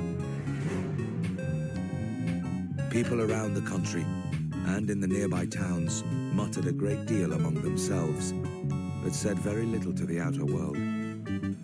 They had talked about dying and half-deserted Innsmouth for nearly a century, and nothing new could be wilder or more hideous than what they had whispered and hinted years before. Many things had taught them secretiveness, and there was now no need to exert pressure on them. Besides, they really knew very little, for wide salt marshes, desolate and unpeopled, keep neighbors off from Innsmouth on the landward side. But at last I'm going to defy the ban on speech about this thing, for my contact with this affair has been closer than that of any other layman, and I have carried away impressions which are yet to drive me to drastic measures. It was I who fled frantically out of Innsmouth in the early morning hours of July 16th, 1927, and whose frightened appeals for government inquiry and action brought on the whole reported episode. I was willing enough to stay mute while the affair was fresh and uncertain, but now that it's an old story, with public interest and curiosity gone, I have an odd craving to whisper about those few frightful hours in that ill-rumored and evilly shadowed seaport of death and blasphemous abnormality.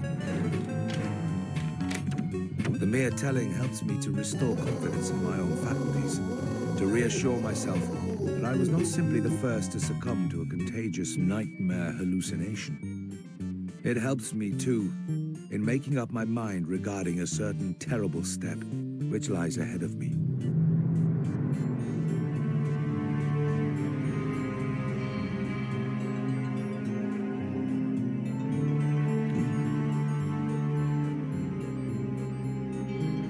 I never heard of Innsmouth till the day before I saw it for the first and, so far, last time. I was celebrating my coming of age by a tour of New England, sightseeing, antiquarian and genealogical, and had planned to go directly from ancient Newburyport to Arkham, whence my mother's family was derived.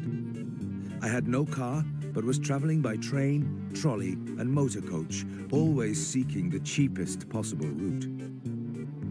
In Newburyport, they told me that the steam train was the thing to take to Arkham, and it was only at the station ticket office, when I demurred at the high fare, that I learned about Innsmouth. The stout, shrewd-faced agent whose speech showed him to be no local man seemed sympathetic toward my efforts at economy, and made a suggestion that none of my other informants had offered. You could take that old bus, I suppose, he said with a certain hesitation. But it ain't thought much of hereabouts. Goes through Innsmouth. You may have heard about that, so the people don't like it. Run by an Innsmouth fella, Joe Sargent. But never gets any custom from here, or Arkham either, I guess. I wonder it keeps running at all. I suppose it's cheap enough, but I never see more than 2 or 3 people in it. Nobody but those Innsmouth folks. Leaves the square, in front of Hammond's drugstore, 10 a.m., 7 p.m., unless they changed lately. Looks like a terrible rattle trap. I've never been on it.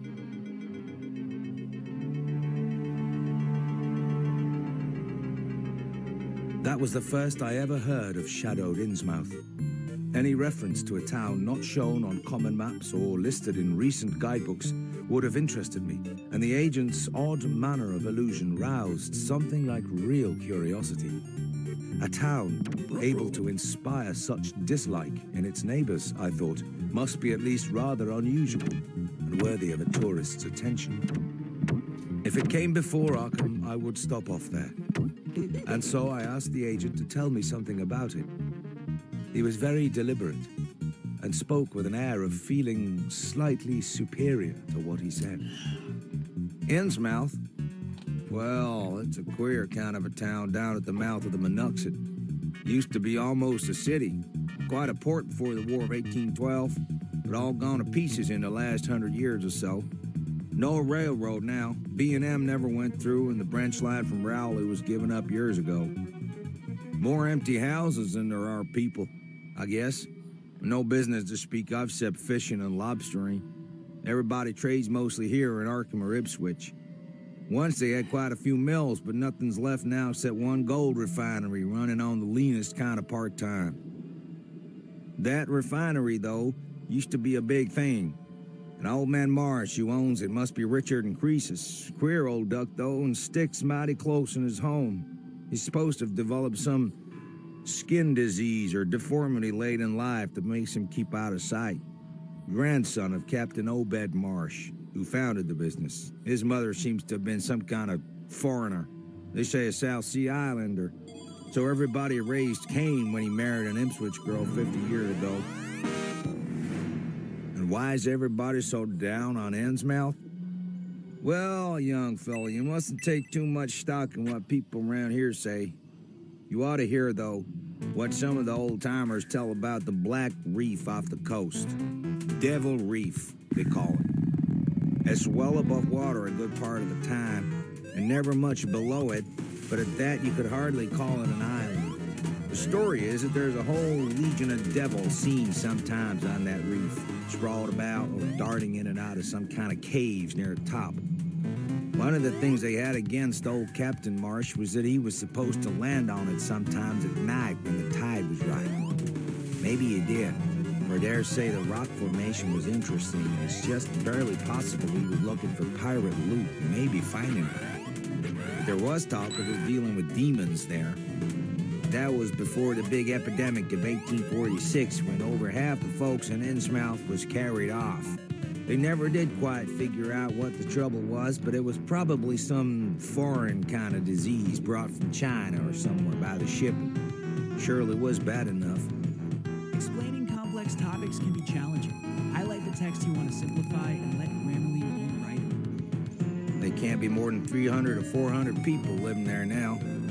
But the real thing behind the way folks feel is simply race prejudice. And I don't say I'm blaming those that hold it. I hate those Innsmouth folks myself. certainly is a strange kind of streak in him. I don't know how to explain it, but it sort of makes you crawl.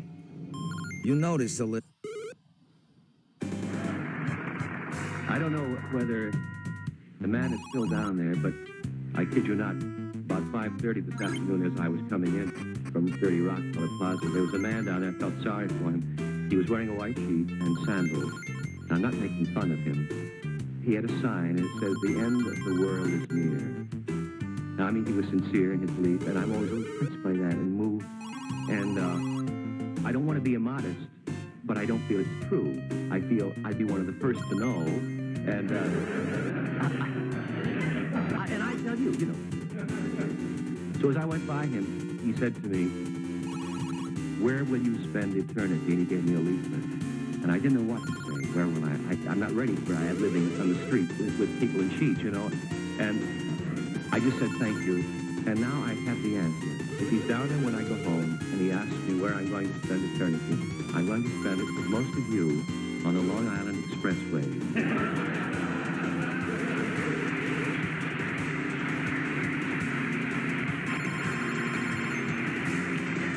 Strange things are happening around, you know. Why is it that people don't dance together anymore? I mean, the music starts, you get up with a girl, and you don't see her again till the thing is over. It's like being an only child and going on your honeymoon with your sister.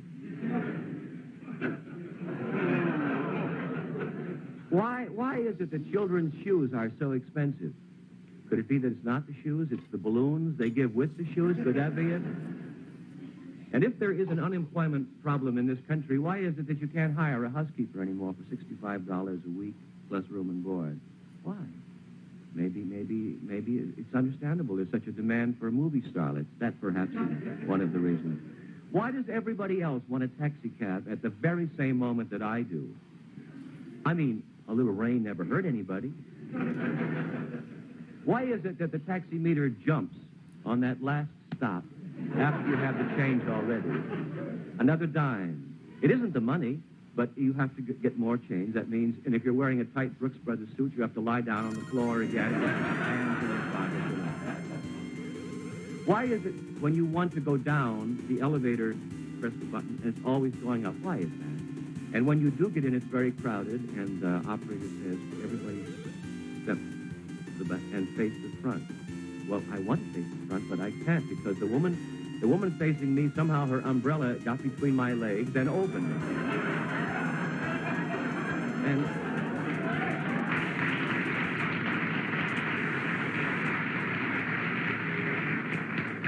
And I don't want to move because there's no known cure for umbrella poisoning, you know. I just stay right there. Why is it that they always show you pictures of people getting off a long bus trip and they're smiling? Why is it the kitchen sinks on TV are easier to clean than the ones at home? Why do the TV weather girls always get dressed like they're going to a big swanky party? It makes me feel uninvited, sitting there in my bedroom slippers and my pajamas and my shawl. I feel left out of it.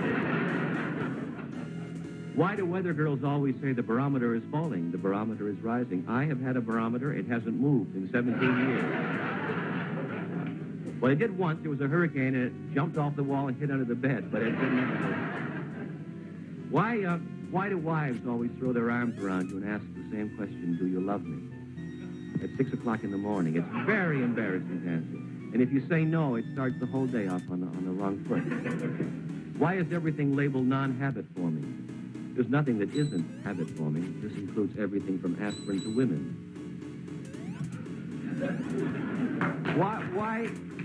Why is it the audiences change their mind after I've come out here?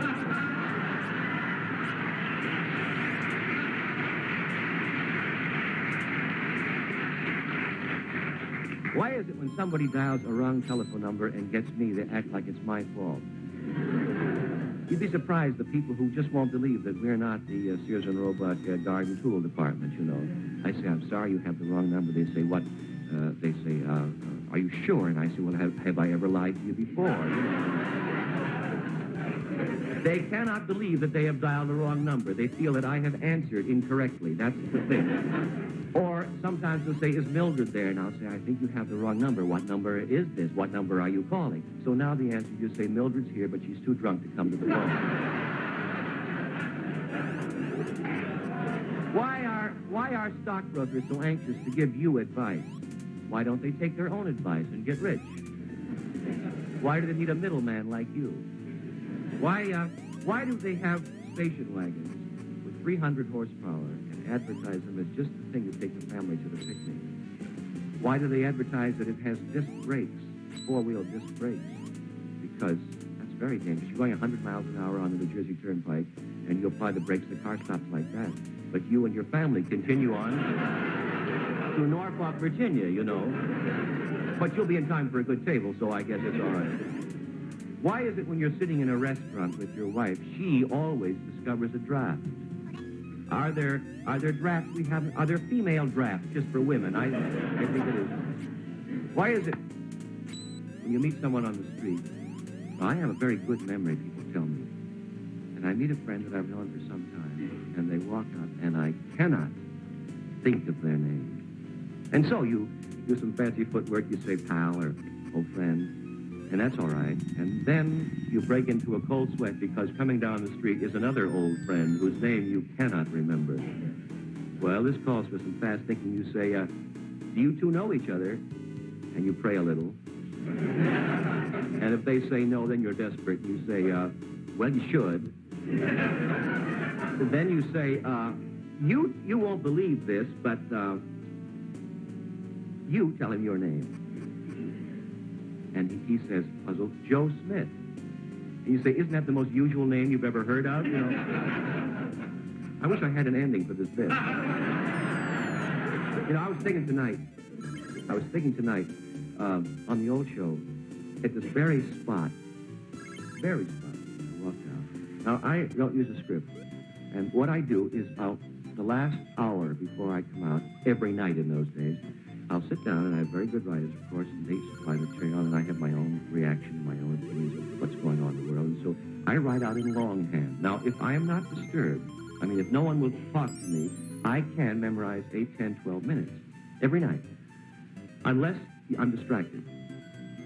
So I walked out here one night and stood. But just the moment before I walked out, there was an actress whose name I won't mention. One of the most beautiful women. She was a model and an actress. Beautiful girl. Very intelligent. I'm very fond of her. And she came back at the moment. And I said, hello, sweetie, how are you? And I said, how's the child? And her lip began to tremble. And I said, oh, my God, what's wrong? She said, my husband and I are being divorced today. And with that, she began to sob on my shoulder. Well, I was so taken back and so shocked and so sick at this, because they're nice people, that I heard the theme, and I heard his jack. And I walked to this spot, and all I could think of what was happening back there. Now, I'm not going to blurt it out and say what happened like I usually do. It only makes it worse and would hurt her. So I said, good evening. I can't think of a thing to say. And so I said, good evening. I've been drinking.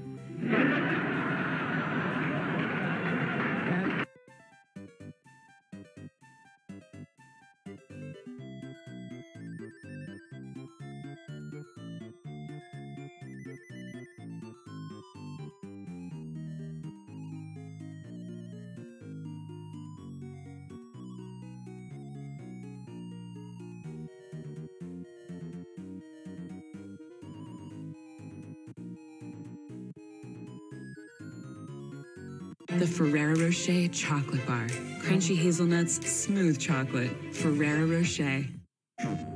My Justice League will burn this earth down for me.